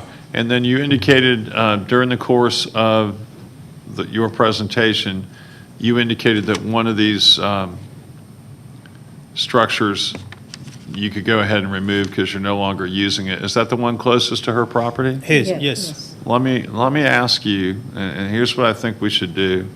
I'm going to ask you to go ahead and, this is not a motion, but I would think it might bring about a lot of goodwill with your neighbor if you removed that. And then what I'm probably going to do is hold this for 30 days and ask you to do a couple of things here. So my motion is going to be a lot simpler than what I'm going to ask of you. But number one, I'm going to ask you to find a commercial lot somewhere where your son can rent proper storage to store his materials for his company. We already have, sir. Okay. All right. So, and what's the address for that? I don't have it with me at the moment. It's 52 Duncan Circle, Hiram, Georgia. 56 what? 52 52 Duncan Circle, Duncan Circle? yes. Okay. Hiram. I've been to Hiram. Okay, the Hornets. And This place is, they run a company, plumbing business, but on the back, they rent me the parking lot so I can put my trailers and all my stuff. okay. So that's what I need. All right, so what I'm probably going to do, the lady who filed the complaint today, she said she's currently in Florida, so I want to give her a chance to come in here and discuss the extent to which these problems have been cured. You know, if this is not a current ongoing problem, then that will place you in a much better light as we deal with the rest of what's on here. So my motion would simply be that we hold this case for 30 days, and I've given some thoughts to the applicant as to what might help his cause. Okay, you got a I'll second? second for discussion. All right, thanks. And discussion? Okay, I would just say a couple things. One, you may want to get with community development about if you're actually running a business, operating a business from there, from your home. There's a process you have to go through to do that, and a permit that you have to get. So I want to make you aware of that. Another suggestion may be if you tear down that carport at the back, maybe a gesture of goodwill would be to put a double or triple plantings of like arborvitaes or something along there to provide a landscape buffer to that neighbor. They may view that as a gesture of goodwill. So just a suggestion there. I'm not saying you have to do it. But- May I say something? Yes, sir. When I had to get a list of my neighbors, if they were okay on this, I heard from some of the neighbors, they already had some complaints from my back neighbor. Like, 2 or 3 houses down, like the dogs that were barking and they were calling on the law enforcement about that, and a lot of issues with the back neighbor. I didn't know it. Like I say, in 20 years, I just met him like 5 times. So it's like I tried to stay really away from. And if this is a concern for him, I'll move the canopy. Great. I don't know that we heard from that person this time, but I think those are great suggestions here, and by getting rid of that one canopy, it looks like you can also avoid the third variance and the fifth variance here, that we're currently considering. So we've got, go ahead. One more thing. Yep. That neighbor had mistakenly been informed that they could participate virtually. So they were planning on attending this virtually, and that's one reason why we feel we really need to give them an opportunity to participate, because it was a county error that they weren't here. And so I want to make that clear to everybody, too. Any further discussion? We got a motion and a second, and I will now call for a vote. All those in favor of approving the motion, raise your hand. We got another 5-0 vote in support of the motion on case V25. Thank you, guys. I guess we'll see you in another month. All right, thank you. What was that? Oh, yeah. Hold them all. Or it's good. All right. Ms. Payton, next case. Mr. Chairman, I believe before we move on, Mr. Porter would like to amend the motion for case V24. Yes, I'd like to amend it to include all staff comments and recommendations. Oh. Not in conflict. Second. So we need to make another Vote. Okay. Yeah. So we Got got a a second? second, and we'll take another quick vote here, unless there's more discussion. Okay, all in favor, please raise your hands. We got another 5-0 vote on V20, the motion for V24. Okay, thanks for the catch. We're now at V33. V33, Lauren Holdings LLC is requesting a variance to reduce the front setback from the required 35 feet to 15.2 feet existing in land lot 928 of the 19th District, located at the western terminus of Willowbrook Lane, west of Floyd Road. Is the applicant present? Yes. Is there anyone opposed to case V33? Let the record show there is one person opposed. Would the applicant and the opposition please come forward to be sworn in?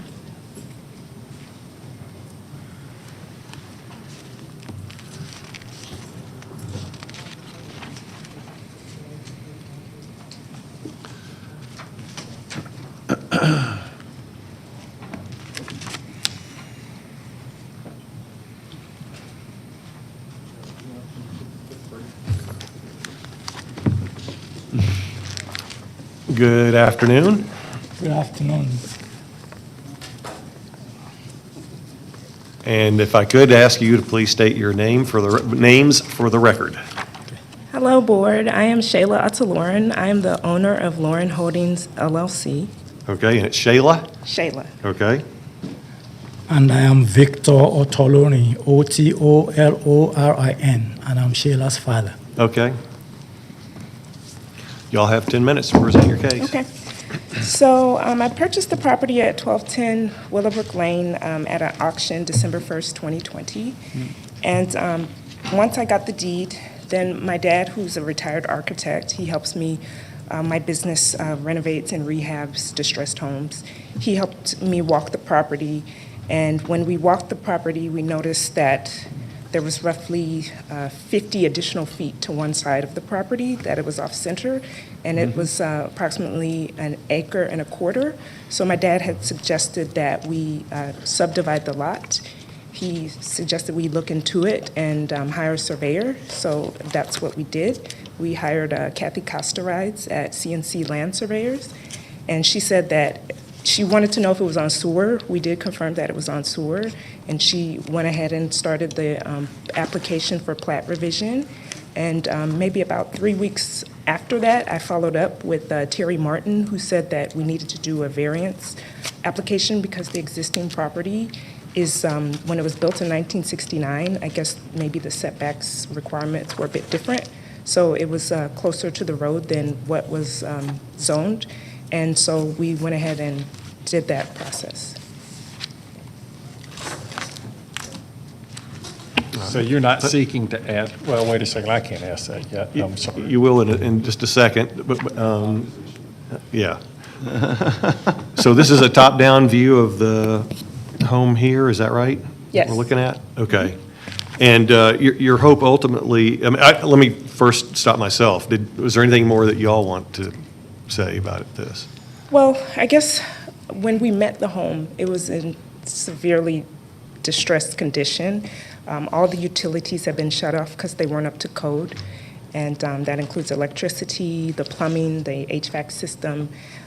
Nothing had been updated since 1969, so we went ahead and filed a permit with you guys, and we have gotten 2 inspections, the refs have passed, and we now have temporary power there, as well as we had really bad leaks that were causing mold in the home, black mold, and we have completely redone the roof and the gutters, and there are no leaks now. We have redone the rotted framing because it was so bad that if you walked in, you would fall through the floor. And I mean, I have pictures if you guys would be interested in seeing how we met the home. Okay.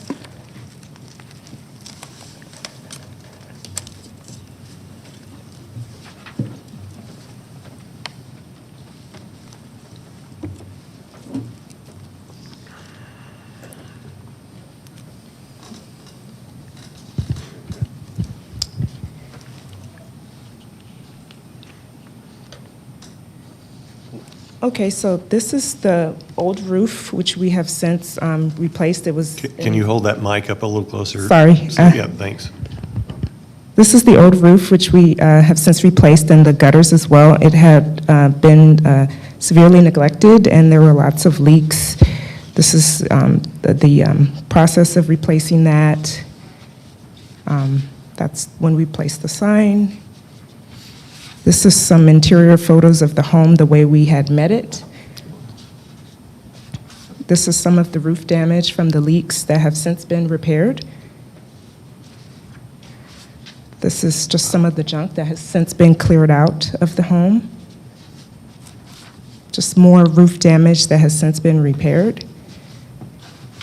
This is the kitchen that has since been gutted, and we're in the process of putting a brand-new kitchen.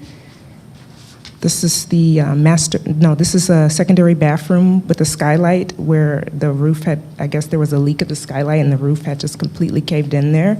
And we have since replaced that skylight as well as the roof.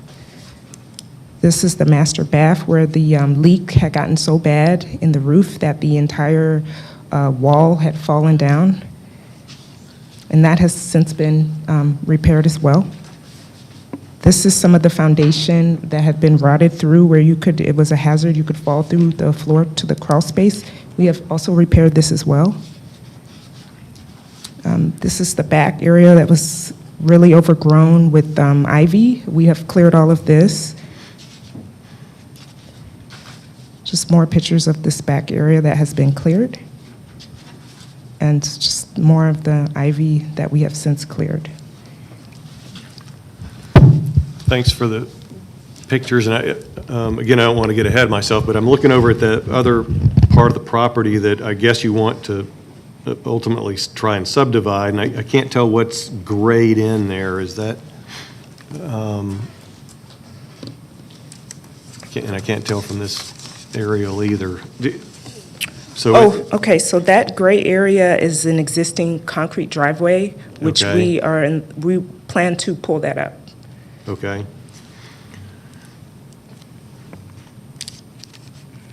So I guess my understanding is then that you've got to go through the variance process for the setback in order to then take your case, I guess, before planning for consideration for the subdividing, right? Yes, that's okay, correct. Fair enough. Okay. Anything else that you all want to say? I mean, you've got opposition. Do you know what the concerns might be? Well, when I spoke to, I believe that's Mrs. Stevens, when I spoke to her initially, she had expressed some concerns that the other neighbor she resides at 1207 Willowbrook Lane, that the other neighbor that next to us that owns 1202 Willowbrook Lane, Sharon Henry, was in the process of buying this home through a short sale. But I had no idea. I mean, we went to the auction and the bank sold it. And once we had gotten the receipt from the sale, I did contact the foreclosure attorneys, and they had told me that the sale was clear and valid. And so I spoke to Ms. Henry on March 27th in depth, and she had said that, the banks, this is what they do. Their departments don't talk to each other. I met her son, I met her family, and she said that she was now expressing support for what we were doing. We walked her around the property. She saw the updates we made.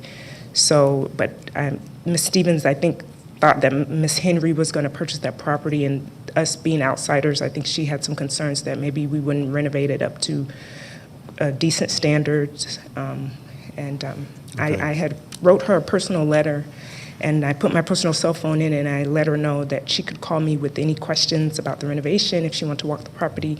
And as of today, I have never heard from her. Okay. You've got 2.5 minutes if there's anything else that you want to say. I think that this variance request is for the setback of the old building. Right. It's 1969. That's the way we met it. And to do anything with it, we have to have this approval. Kind of a cleanup situation. Yes. Got it. Okay. Well, thank you both. We may call you back up here in a minute, but we do have opposition here, right? Yes, there is one person in opposition. If you Okay. come forward.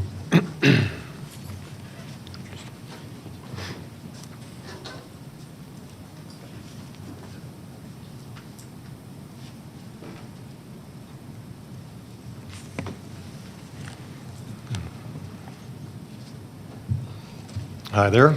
Good afternoon. My name is Shauna Stevens. Shauna Stevens, okay? Yes, Go ahead, and Ms. Stevens. I'm wonderful.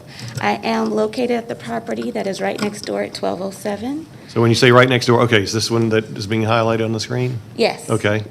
All right. I've never had a problem with them coming in and doing renovations. They're investors. I've been an investor in the past, so I know how that works. I'm happy that they came in and they're fixing the property. The opposition that I have is that they want to make it into 2 lots. I don't know if you can see the back of my house. Yep. Leads up to the back of that lot that's right there. So whatever structure that they're allowed to put there is going to mess up my view. As investors, they get to leave at the end of the day. I still have to live there. So that's my issue. Yep. Previously, it was a 3-car garage that was on that cement property, right, on that cement part. It was burned down by the previous owner. Burned down. Wow. She was an elderly lady in her 90s and crashed on the side of the building, I guess, that caught fire when she was out there. Okay. So it got burned down. And I don't want to cut you off if there's more that you need to say. Oh, no, you can go ahead. No, I just was going to let you know, though, that this board really does not have the authority anymore with respect to these lot splits or subdividing, okay? Right, now- I understood that once I started listening to what they were saying. Yeah, so the matter before us is really strictly about this front setback, which has no bearing on that. That'll be something else that will have to take place subsequent to anything that happens here. Okay, Just so you know, are aware of that. okay. So you've still got plenty of time, though, if there's anything else that you do want to share. No, that's pretty much it. But as far as them renovating and doing it, I didn't have an issue with that. And the other neighbors, I guess, need to Okay. be here to say what they need to say. All right. Thank you. Thank you. So was that it for opposition then? That was the only person in opposition. Okay, this one falls into District 4, so Galt, I'll turn it over to you. Okay, and I'm glad you did most of my talking for me. Oh. Because I almost figured that would be the Concern? Opposition that this lot comes off, and really it comes down to a matter if they can split that off and still meet all the R20 restrictions and setbacks and all of that, then, the procedure is they're allowed to do that, even if people don't necessarily like it, if they can meet all the code requirements. If they need some variance from the code requirement, then they might have to come back here or through the other procedure through the Planning Commission and the Board of Commissioners. But as Bryant mentioned, the only issue before us is that front setback, and the house was built before Cobb County had zoning, which is why it was allowed to be built like that at the time, because there was no requirements. So really, and we have a long history of approving for things that were built before there was even a requirement, because it's kind of unfair to them to hold them to a requirement that didn't exist at the time it was built. So I hope Shauna understands that. So with that, unless there's further discussion, I'll just make a motion that we approve B33, subject to all staff comments and recommendations. All right, we got a motion and a second. Thank you very much. And any further discussion or questions? We'll call for a vote. All those in favor of the motion, please raise your hands. And is that raising your hand? Okay. That's a 5-0 vote on that one, and thank you very much. We're now moving ahead to case V38, I believe it is. Yes, V38 is for Andrea Nicole Brock, is requesting a variance to, 1, allow an accessory structure, an existing approximate 900 square foot barn, to be located in front of the principal building. 2, reduce the required setback for an accessory structure over 650 square feet for an existing approximate 900 square foot barn from 100 feet to 67.7 feet adjacent to the southern property line. And 3, allow a second electrical meter on a residential lot to allow the barn to be converted into a dwelling unit in land lot 1116 of the 19th District, located on the east side of Hill Road, north of Brownsville Road. Is the applicant present? Yes. Is there anyone opposed to case V38? Let the record show there is no one opposed. If the applicant would come forward and please be sworn in.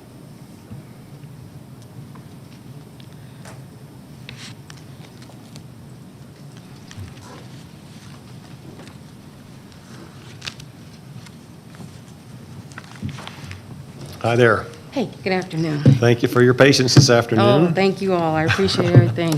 I've learned a lot. If you could, please state your name for the record. Yes, it's Andrea Nicole Brock. Okay. Mhm. Andrea, you've got 10 minutes to present your Okay. case. Can I take this? Yes, off? please. Is it okay? Okay, well, thank you. All right, so my daughter, in the midst of the COVID, and her family has moved in, and our space has become a little bit crowded. So one of the things that I was looking at doing with the pole barn is, and actually it's going to be an outdoor living area. It's more of an outdoor living area, just so we have room during the day to just spread our wings and then come back in the evening. So, and I have pictures of some options of great, what I'm yep. trying to get it to look like. Let's see. Sorry, I had it pulled up, I'm sorry. And you can see what's on the screen now, right? The top down of your property? I can kind of make it out. Okay. Kind of make it out. It's really a lot of trees. Yeah. It's a lot of trees.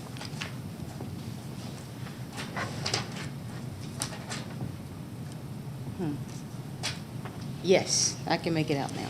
Yes. All right, so,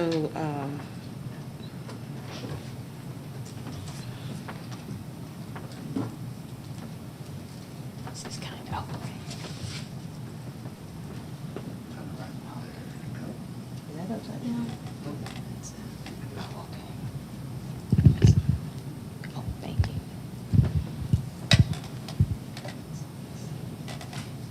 So more or less, this is just kind of an outdoor living area. That's one side, like the kitchen side of it. So maybe going the wrong way. Oh, I don't think I'm going the right way. So these are just pictures of the actual pole barn. Got it. In case you, that's the area. That's the pole barn itself. More pictures of the pole barn. Okay, so yeah, that's it. Got it. So, okay, and making my case, I know I only got a few minutes, but yeah, I was just looking to do something to provide, like, just like I said, an outdoor living area with the kitchen, living, like sitting area, Yeah. living sitting area, a bathroom, adding a bathroom, restroom outdoors, so they don't have to run all the way back to the house. It's just right there. I did speak with someone on the septic, about getting a septic put out. Environmental health, Cobb County Environmental Health came out and approved the permit to get it done. It's not done, but I just wanted to make sure, take all the steps before I came here to make sure that there would be an approval, if possible. Right. So, but no work has been done. Okay. It's just I'm trying to be proactive instead of Okay. reactive. Just a quick question for you. As I'm looking at what was submitted, it says something about a second electrical meter. So that would be for the appliances. Okay. The stove, I've got a grill, an electrical grill. So So refrigeration usually there's units. concern about it being, for a area where somebody's going to reside. And as Oh, I okay. read on in that, Okay. on that variance request, it says, allow a second electrical meter on a residential lot to allow the barn to be converted to a dwelling unit. Right, that was something that she and I had talked about, and I But wasn't sure it about will the. not be a dwelling No, unit, no though, dwelling from what I unit. understand. No, Is no, that- outdoor, just an outdoor living area. Okay. That's where I needed some clarification. Got you. Okay, All right. yeah, So that's- you've still got 6 minutes, so if there's anything Okay. else that you want to. No, I think that's all I have, unless I answer any questions you guys may have. Well, maybe, we don't have any opposition on this case, is that right? There was no opposition. No opposition, okay. Well, hang tight, and I'm going to go ahead and turn it over to Mr. Porter again, since this falls in District 4. Okay. Let me ask you this. Is there a reason why the electrical can't come off of your drop you already have for the main house? That's the way most people do them. I'm not, I don't know. Okay, I didn't don't know if know. you had an electrician No, I come out didn't and try that say- one. I didn't do the electrical. I hadn't done that yet. I've been procrastinating. I work for the fire department, so I'm like, we're like 48, 24s right now in the pandemic. So I haven't had it. I wasn't even there when the environmental people came by. So I wanted to be there when the electrical people's. It's just my schedule's been super crazy. But I don't see why I can't. I know this structure is a little ways away from the home. That's the only concern that when she and I spoke about it, that I was like, well, it may need a second unit just because it is a good distance from the house. That's why I have to put in a new septic because of the distance it is from the actual primary structure. Okay. And you don't want to put any walls in other than around the restroom, I would hope. But- Let's do that. Let's definitely do that. That's on the agenda. But you're going to leave it open-sided like Leave it it, is yeah. now. Probably what I would do, have would be the walls, because I want it to be the all seasons. So, they have the glass walls, you can glass it in, or kind of like a greenhouse. It would have that type of structure.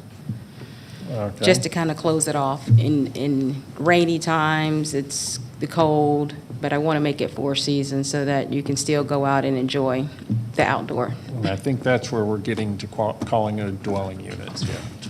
Probably. And that's, I'll ask Jeannie to comment on that. That may She's be probably some- had discussions about it. I believe, we might be parsing or like deciding the definition of what was intended at this point. I certainly understood it to be dwelling as well, but I did look back at the application and it does say living space I think it's for you to decide what you And think I she think that may intends. be where we Yeah, get well, into it. it's Once you outdoor start living closing area. it. I hear it called Yeah. outdoor living area. That's Yeah. when you Yeah. have the kind of living room-ish type thing at the kitchen and a TV Yeah. outside, so that's, When you start putting walls around, it's the problem. Then it Okay. goes from that to like a Got it. dwelling unit. okay. And Right. that's where we So that's really- probably where it's, but I just wanted to something to, again, like I said, to make it a Four Seasons structure. Are you interested in it if you don't have walls on it? Yeah, I could put some thick curtains up. Well, it just because that then does, I think, Right. make it a dwelling unit and, or at least, you can work with community development to figure out exactly where they draw that line. I don't know that any of us here know the exact, where it's drawn. It's probably the zoning division manager who has to interpret the code to figure out exactly what that is. I definitely think if there's plumbing and electrical allowed. And walls or any kind of. Well, there are no enclosure. bedrooms. Taking away the walls would then Yeah. ensure to some degree. Because you could have a studio, home without an actual bedroom, an open floor plan, really open floor plan. I think really where they probably made the determination to call it a dwelling unit is because you're talking about putting walls. If we Right. leave the walls off and leave it open-sided, then I think it probably still qualifies more as an accessory structure than as a dwelling unit. Right. And- Right. So the and- thing was, the reason why I would put the walls up, because my granddaughter, everybody has like these allergies and asthma. Right. So putting the walls up keeps out the pollen, reduces the pollen. That's my biggest thing, reducing the pollen and just being able to keep the bugs out and all kinds of different critters and snakes and things. Where it's at, we have Right. snakes. I had one in one of my bedrooms, so that's why, hence the walls. I'll just All it tell you, I takes can't is- go home and tell that story, or I'll have Well- somebody screaming at me about I tell you, snakes. it was sitting right next to me. I was walking in, and it stood there hissing at me, and I hissed back, and I ran. So, Yeah, no, I know. I think the best that we could probably do is approve it as an accessory, the things for an accessory structure. And then you have to work with community development to see where the line is that they'll let you do things. But my guess Okay. is when you want to put walls up, right. it's going to be a second dwelling unit. You probably Okay. saw from the other cases you Oh, sat I've seen that. through. Absolutely. Yep, absolutely. There's a whole different process, first of all, to go Right. through for a second dwelling unit, but it's not something that's usually approved, let me Okay. put it that way, Got without you. prejudging a case. Okay. So, any other questions for the applicant? Okay, and I'm going to look at that distance and say a second, maybe you can save money if they can connect it to the existing, because then you don't That have would to be good. pay Right, a two monthly bills. fee just to have service. Absolutely. For a second meter. That makes sense. I appreciate So- that knowledge. Okay, you could have a seat Okay. if you like. Thank you.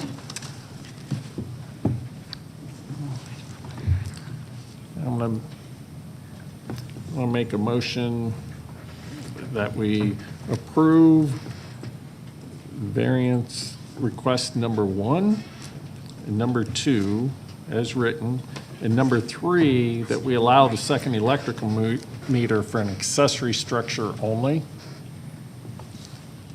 and include all staff comments and recommendations. And that would be my motion. All right, so we have a motion to approve with the revisions. Any seconds? Thank you. Got a second over here. Any further discussion? All right, we'll call for the vote. All those in favor of the motion on V38, please raise your hands. Thank you. And we got another 5-0 vote in support of the motion on case V38. Thank you very much. right, the final case is V40 Hill Folly Rossi LLC is requesting a variance to allow an accessory structure, a proposed approximate 1,350 square foot face-to-face canopy and approximately 612 square foot outside meal delivery canopy to be located in front of or beside the principal building. And two, to reduce the rear setback for the proposed face-to-face canopy from the required 30 feet to 25 feet in land lot 841 of the 17th District, located on the west side of Cumberland Parkway, south of Paces Ferry Road. Is the applicant present? Is there anyone opposed to case V40? Yes. How many? 2. Let the record show there are 2 people opposed. Would the applicant in opposition please come forward to be sworn in? I'm going to let them do that. Right, and then before they start, Yeah, like, what, 2 minutes? yeah, Brian just needs to run to the bathroom. Could use a drink. Hey, before we proceed, it's been a long afternoon. If y'all could be a little patient with us to take a 2-minute convenience break, we will reconvene in a couple minutes, if that's okay. Thank you.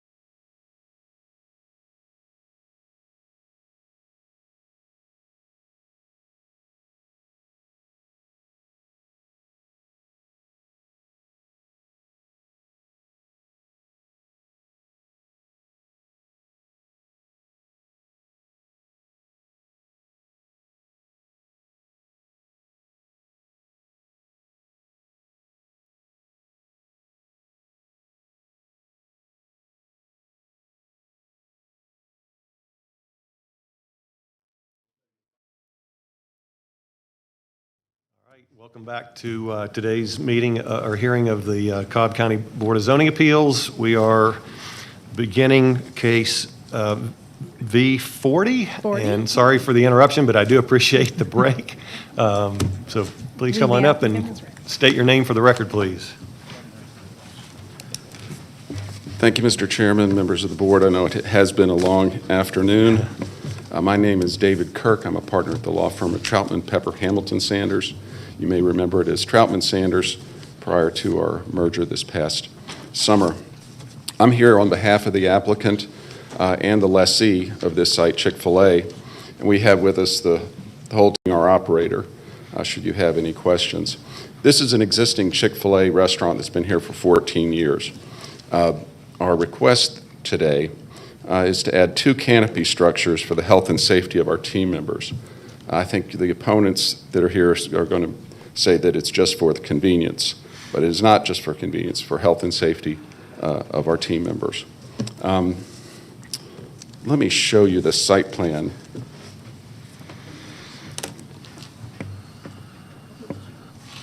Pretty good? How about that?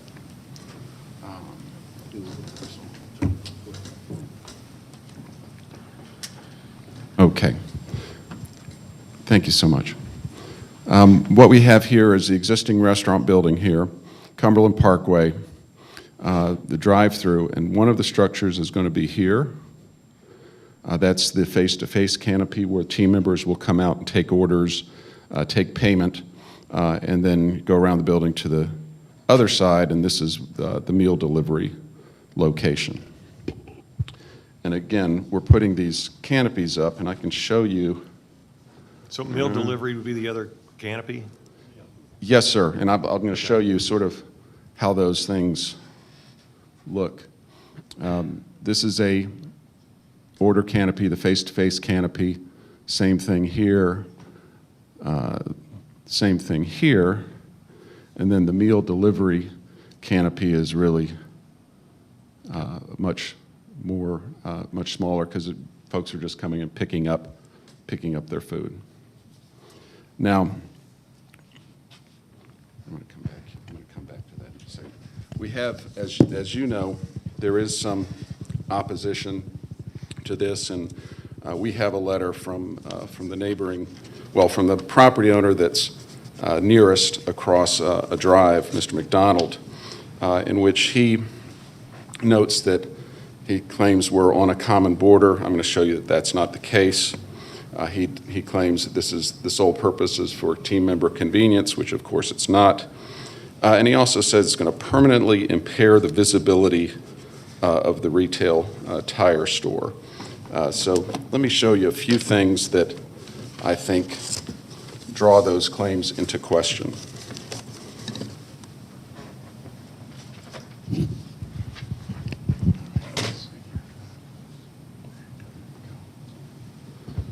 So this is a simulation.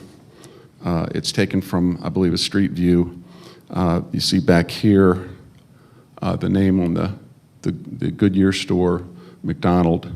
The canopy is this very, very slight black line you see here. That's the canopy structure itself. So it doesn't really create a whole lot of visibility issues. These are the signs on the Goodyear, or 2 of the signs on the Goodyear. Here, Goodyear here, Mr. McDonald's name up here. And again, he said it was on a common property line. This is actually a interparcel access that goes into the public shopping center behind here. So it is not, in fact, on the common property line. Likewise, it's really not going to impose any restrictions on the visibility because this is taken from Cumberland Parkway, and I should note that these are street views that I took myself took off Google yesterday. This is the view from Cumberland Parkway. And as you can see, the signage is here, including this sign here, which says Publix on the top, Goodyear beneath that, and Chick-fil-A, and that's right along the exit on 285. The structure, the canopy structure would be back here, so there is no possible way that that will inhibit the visibility.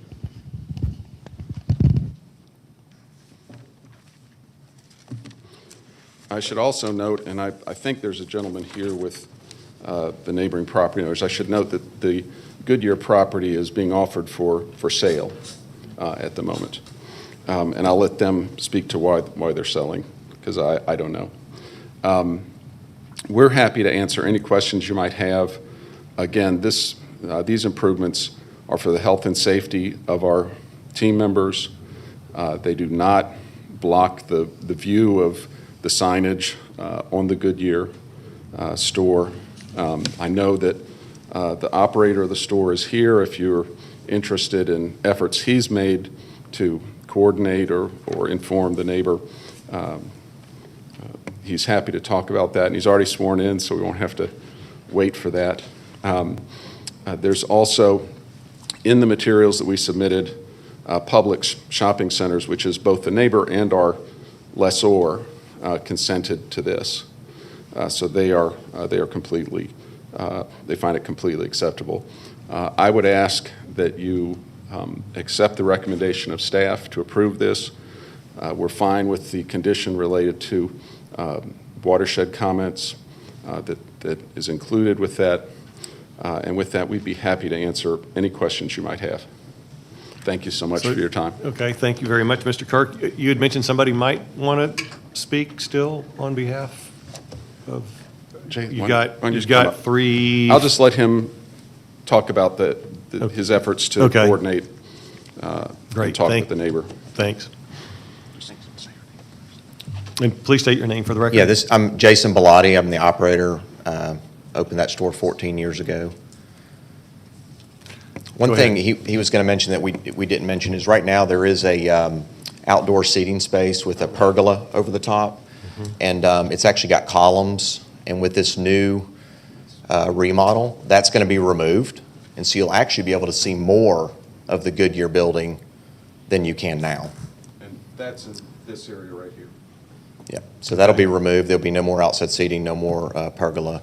So it actually increases the sight line of that restaurant, or that building, I should say. So, and then I think what he just wanted me to speak to is I've heard y'all several times, they say, did you speak to your neighbor? And I know John and his brother well. I've done business with them for 14 years. Every car of mine in my family, 5 different cars, has gone there every time it needs repaired. I've probably spent $80,000 to $100,000 with him over 14 years.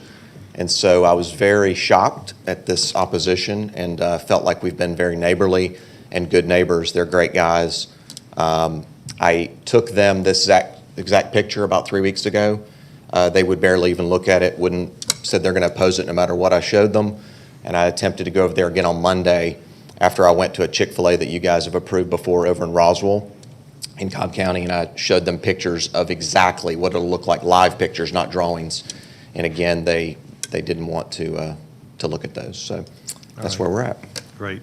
Thanks, Mr. Bellotti. Thank you. And thank you, Mr. Kirk. We'll go ahead and. Thank you. Yep. Go ahead and call the opposition up at this point. Okay, would the opposition come forward at this time?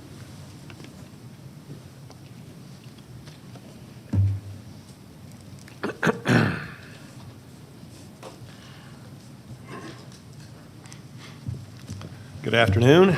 Good afternoon. How are you all? We're doing great. Thanks for your patience today. Thank you for Been hearing a us. long afternoon. Just Yes, it has. consequence of what the number was on this case. It's the last one, but so you'll be the last ones to make comments here today. But if you would state your names for the record. So my name is John McDonald. And I'm Rob McDonald. And we are the owners of Bob McDonald Goodyear. A little bit about our history. Our family has actually owned 3 Goodyears.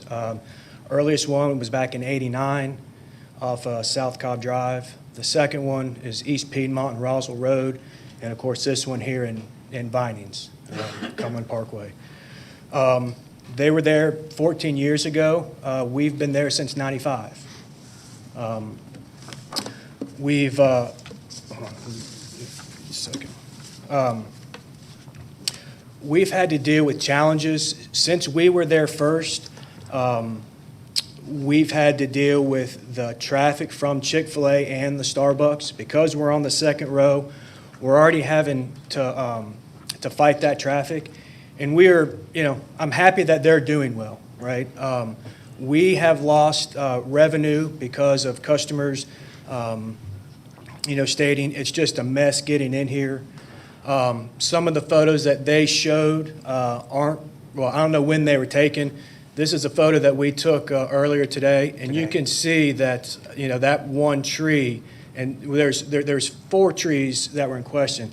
And just kind of back up, when Jason came over and, was saying that we barely looked at the pictures, him and I have had conversations. We wrote a letter. I went over and we actually talked about trees. I was like, maybe we can have something. Maybe we can have a discussion. Maybe we can table this variance hearing if, maybe you can get an arborist to approve the removal of the trees and maybe replant them at another position on your property. He sent me a text back saying that's they weren't interested in doing that. It was too late for them to table this variance. And from my understanding, it's pretty easy. From listening today, it's pretty easy to do that. So we were open to discussion.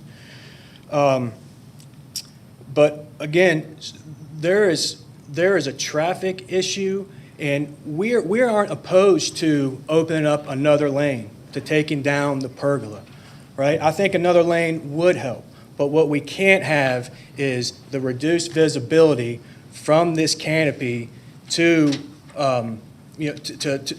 block our site any more than the challenges that we have. You can see by that picture there, that was at, 11 o'clock, and today. Again, super glad they're doing well. When they were talking about the safety and concern of their employees, Chick-fil-A's been around for a long time. This is a new policy that they're implementing, and from my guess is to drive revenue. Their seating is closed. There's other restaurants that have opened seating, 6-8 months ago. But again, I'm not speaking to their policy, whatever their force or their idea of having this canopy. It's going to be profitable, right? And that's all well and good. Super happy for them. But what we can't have is reduced visibility from our standpoint. Because we're on the second row, again, the Chick-fil-A is on that side. On the other side is a Starbucks, and they're very, very popular. Everybody likes their coffee, and everybody loves the chicken biscuit. I mean, they're staples. So I guess that was, again, we were open to discussions. Their building was built in 2007. They did some reconstruction in 2009. And I believe we have been good neighbors. Jason does bring his cars over. The number he stated is probably inflated quite a bit, but we do. He does come over. He's given us food. I also donate to his races. He does foundations. He's got a foundation, Schools in Africa. We've donated to that. So we've been good neighbors. I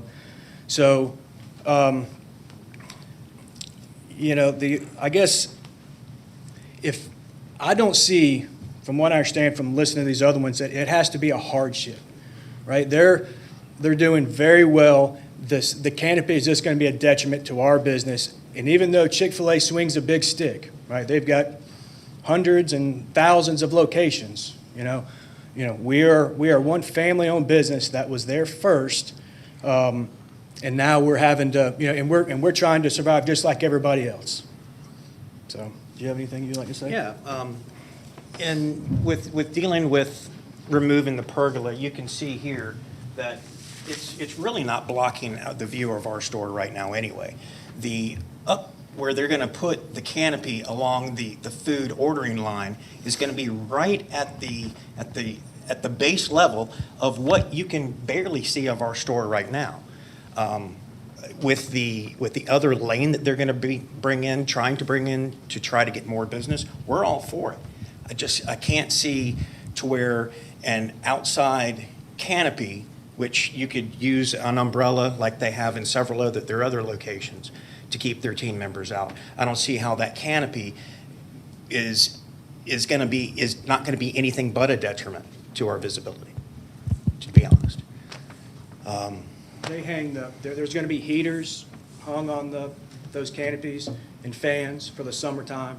So, I mean, I get it. I mean, if I was working out there, I'd like that, the benefit too. I mean, but, again, Chick-fil-A's been doing business for a long time, and they didn't have those before. I think this is a new business model. Everyone's shifting for COVID reasons, and I think they found something that worked. And it might work for them, and like I told Jason, if the shoe was on the other foot, he might feel a little different. So. Anything else? You guys got 3 minutes, 3.5 minutes left if you want it. Now, again, I just want to say that we offered to, have some sort of resolution. If they could remove the trees, if there was some common ground, then that would increase our visibility, and, it could work for both parties. But again, he wasn't interested in doing that. So, I appreciate your time. Thank you for your time. Guys. Thank you both. All right, well, this happens to fall in District 2, which is my responsibility, so I do have a couple of things here.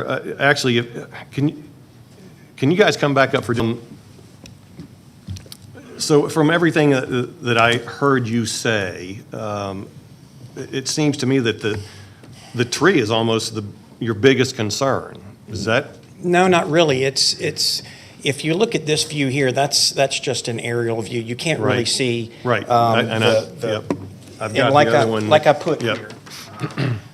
I talked to Jason. There's 4 trees that I showed him, and he was like, "Yeah, I don't really like 2 of those trees anyway." Right, and I would think that he would agree to saying that. So there's 2 trees in the center of his parking lot. If they could be, replanted somewhere, we could work with the canopy. I think what my brother's saying is with everything they've got, if you're going to add anything else, it's just going to take even more of a bite away from our view. Okay, thank you, guys. I'm going to open it up to my fellow board members for any questions that you guys might have. I'll make a comment at this point that Okay. those trees may be required under the Cobb County tree ordinance for parking lot trees and that. I'm not sure. I don't know if Jeannie has any.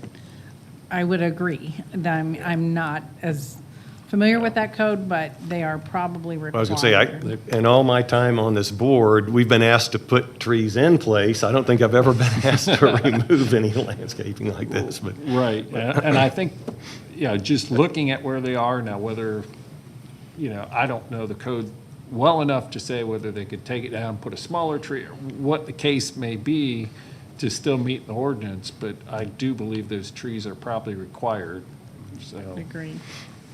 I'll leave that up to. Other comments or questions? Well, I think you could typically remove them and replace them with like caliber trees in a different location that maybe not, as obtrusive. I think the location may be dictated by the code around the parking.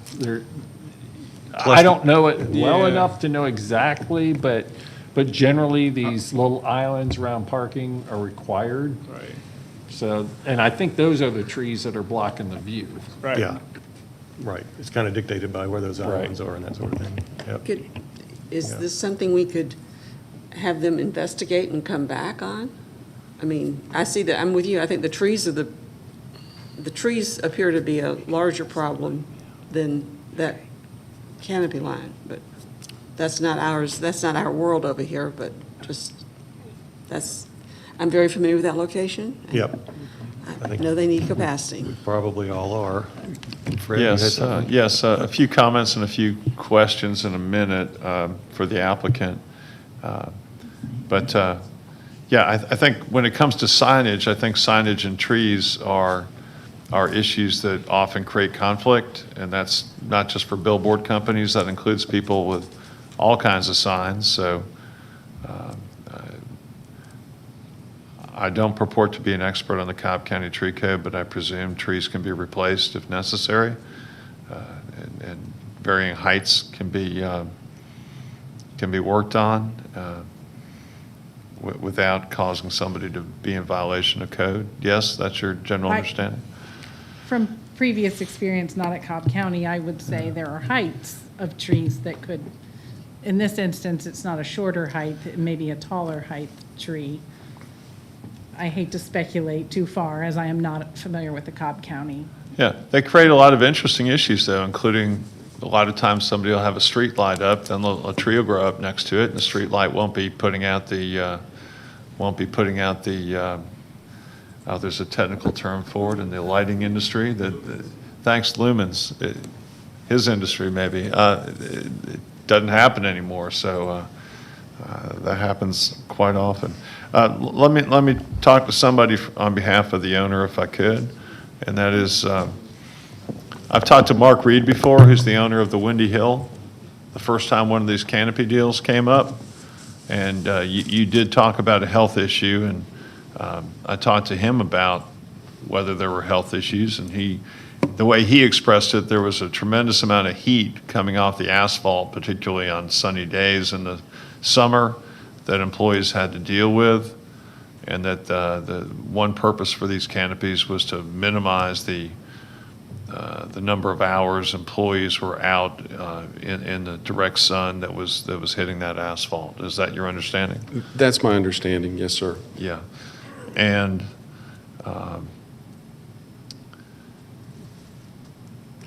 have you talked to anybody at the county about whether it would be possible to remove one or more of these trees in order to, or not remove, but replace?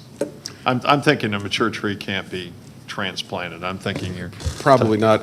I may call on Casey Durden, our engineer, but my understanding is that most likely that tree is going to come out to accommodate the double drive-through, which is in part to get the traffic onto the site as opposed to having it back up, because we are at the current time drive-through only for the health and safety of our team members and our customers. I'll ask him to come up and address that. That'd be great. Thank you. Thank you for the question. Thank you guys for your time. Again, my name's Casey Durden. I'm a civil engineer with the team, Chick-fil-A team. So my understanding of the Cobb Code is a tree is going to be required at the end of every parking island and within the trunk 60 feet of every parking space. When we take out those head-end spaces against the drive-through, I don't believe we're going to be required to have that tree at the end there. Correct, right there. And then, so we wouldn't be taking all those trees out, and this is all going to be subject to arborist review during permit, but certainly one or more of those trees are coming out. Thank you. While I have you there, I presume that the only purpose for the other smaller canopy up against the building, which really I don't think was objected to, it's just to stop food and credit cards from getting wet when the customer rolls the window down. Correct. They're doing a double lane exiting movement there so that like people could bypass lane. So I think right now they've got one lane exiting over there on the side. So you would have like a secondary lane where people could bump out so they could get 2 or 3 cars at a time versus one car. So hopefully improving traffic and circulation. Okay, that's all I had. Thank you. I got a quick question. Could those canopies be made shorter? In other words, they look like they're maybe 2-3 vehicles long. Could it be just 1 vehicle long? Yeah, so the face-to-face canopy is typically about 3 vehicles long, and we have seen them in different dimensions, but it's a prefab standardized type of thing, so we'd like to keep it at least 3 vehicles long. Okay, but from an operation standpoint, is it possible to make that shorter without greatly impacting? And I guess we'll let the operator ask, just so that while we're considering everything, we know what we can consider. It's a great question. So the way if you guys have been in a drive-through with the iPads before, it's a leapfrog approach. So it actually needs to be at least 3 cars, because otherwise you might as well just go back to the speaker in the window. So we've actually got 2 people out there with iPads. So this one's doing this one and the next one, and the other person's already down there. So that's why it's 3 car lengths, is you're covering at least 2 bodies, maybe 3. And then one other thing I just want to make sure y'all know, Chick-fil-A's been doing these for over 5 years all over the country. It's not new. It has nothing to do with COVID. There's Chick-fil-A's in Atlanta that have had these for years. You get qualified through Chick-fil-A Inc. based on your volume. And so we finally hit that volume. Thank you for eating with me. So we've hit that volume to where it came from. This has nothing to do with COVID. Build it and they will come. Right. Make it good and they'll come. What other, yes, we, Just when they were okay. talking about their, Go ahead and please come to the speaker. And I'm new to this. When they were talking about the health and safety, yeah, it is hot, in the summertime on the asphalt. Well, remember, we work on cars, right? And it's just as hot for us. But even though we're not in direct sunlight, maybe, they could sub out their people. They have to be out there for hours and hours and hours at a time, right? I mean, again, Chick-fil-A swings a big stick, maybe they can, have like hour intervals where some people work inside, some people work outside. There's other ways around it except to erect this canopy that only a portion of them are going to get the relief anyway, since they are going to have the 2 lanes. And my understanding is that's what they have to do right now, just to keep the employees alive, but on hot summer days. But, okay. Yeah, Thank you. We've been dealing with the heat. all right, thank you. Any other questions or comments? Well, let me just state that I understand the concerns of the opposition, but to me, it looks like the biggest challenge is really the visibility of your business, is the location that, because it sits off the road and behind 2 other pretty successful businesses there. And obviously, there is some, I'd say, attractive landscaping out in front that arguably does act as something of a barrier to visibility. The pictures that I saw of the renderings of the canopy are from one location. And, I don't know that anybody that spends more than a split second at that point looking over towards your business, and especially, and then the trees are in bloom for what, half the year, maybe 7 months of the year. So they're, I don't think that that's an issue necessarily year round. But from the renderings I've seen and from the walking I've done in the area and driving around that area, I just don't see that the canopy itself is necessarily going to impact visibility here in an adverse way. In the spirit of, good neighbors and all that, I'd ask you guys to, continue to have dialogue maybe about things you can do. One of the things if I'm in your shoes, the McDonald's, I'm trying to figure out how can I take advantage of the traffic that's coming in. I mean, I know you're saying anecdotally, it's hurt business. I don't know if if there's anything that $200,000 over. Yeah, but how much of that can be attributed here? I mean, I mean, there's several factors. There's not. You can't. Yeah, you need to be up here if you want to speak, but We're not saying that. you need to Chick-fil-A please get up to the mic, though. We're not saying that Chick-fil-A is solely responsible for our loss of income, right? There's several factors. But what we are saying is because of the trees, the traffic, the loss of visibility, because those trees are just going to grow, right? Trees don't stop growing. And again, if they could transplant, maybe put smaller trees down there. We just don't want to, we've been there since '95. Again, a family-owned business, hit to our visibility because we need to, we're trying to survive also. Any loss of visibility is a detriment to our business. Got it. Thank you. I might call Mr. Kirk and Mr. Durden up one more time, just to talk about the concerns that they've raised and, whether or not there is anything, and, Mr. Bellotti, if you wanted to even join it, but, given the issues that they've brought up, and I don't know that we can quantify with anything near, precise numbers what would be attributable to, the traffic or the tree, the foliage on the tree or something, but is there anything at all that you guys could consider in the spirit of what, they have brought to us that might help? I'll let him speak for himself, but I imagine Mr. Bellotti can continue to take his family's cars there, for one thing.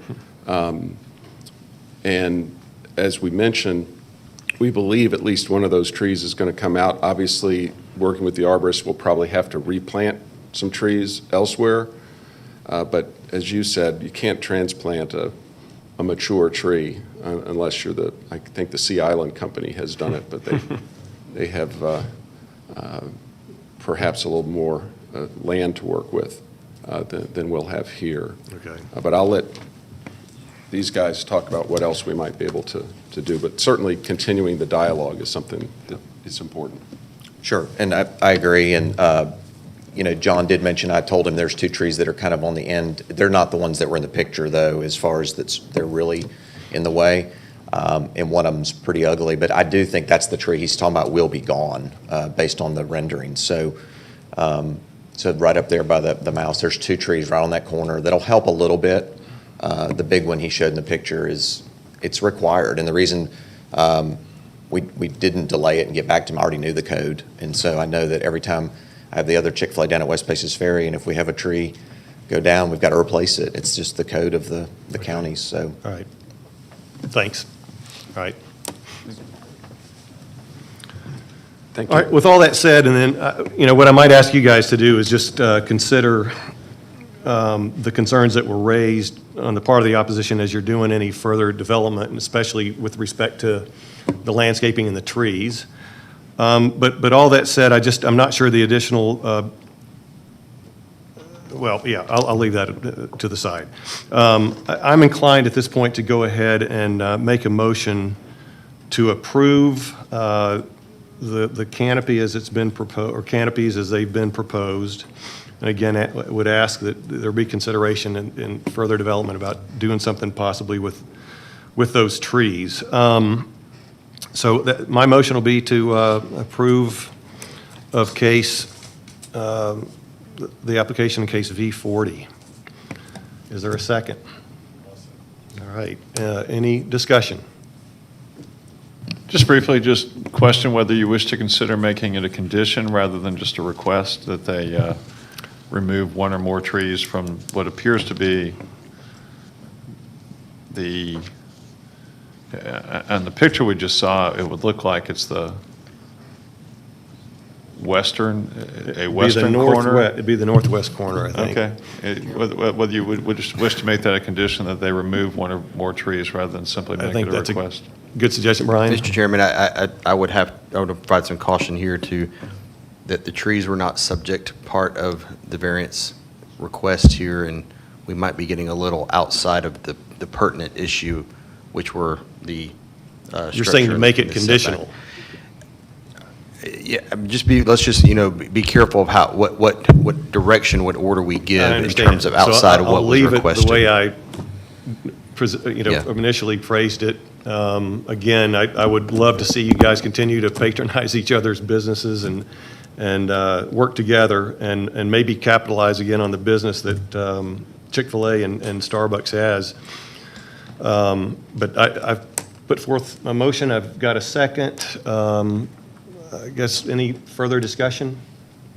All right, we'll go ahead and call for a vote. All those in favor, please raise your hands. All right, and we got a 5-0 vote to approve of the motion on case V40. All right, thank you guys very much for your patience today. And let's see, we are done now with the regular case agenda, but we do have a couple of housekeeping items to deal with. Specifically, we need to approve the minutes from our last BZA hearing on March 10th and the BZA work session on April the 12th. Have you all had a chance to review them? All right, got a motion to approve? Make a motion that we approve the minutes from March 10th and April 12th as presented. All right, thank you, Galt. Any seconds? All right, any discussion? Great, we'll call a vote. All in favor, please raise your hand. Oh, you weren't there. Got it. Okay, so we got one recusal, 4 in support. Okay, so the motion is approved, and with that, we are adjourned. Thank you. Wow, 4:20.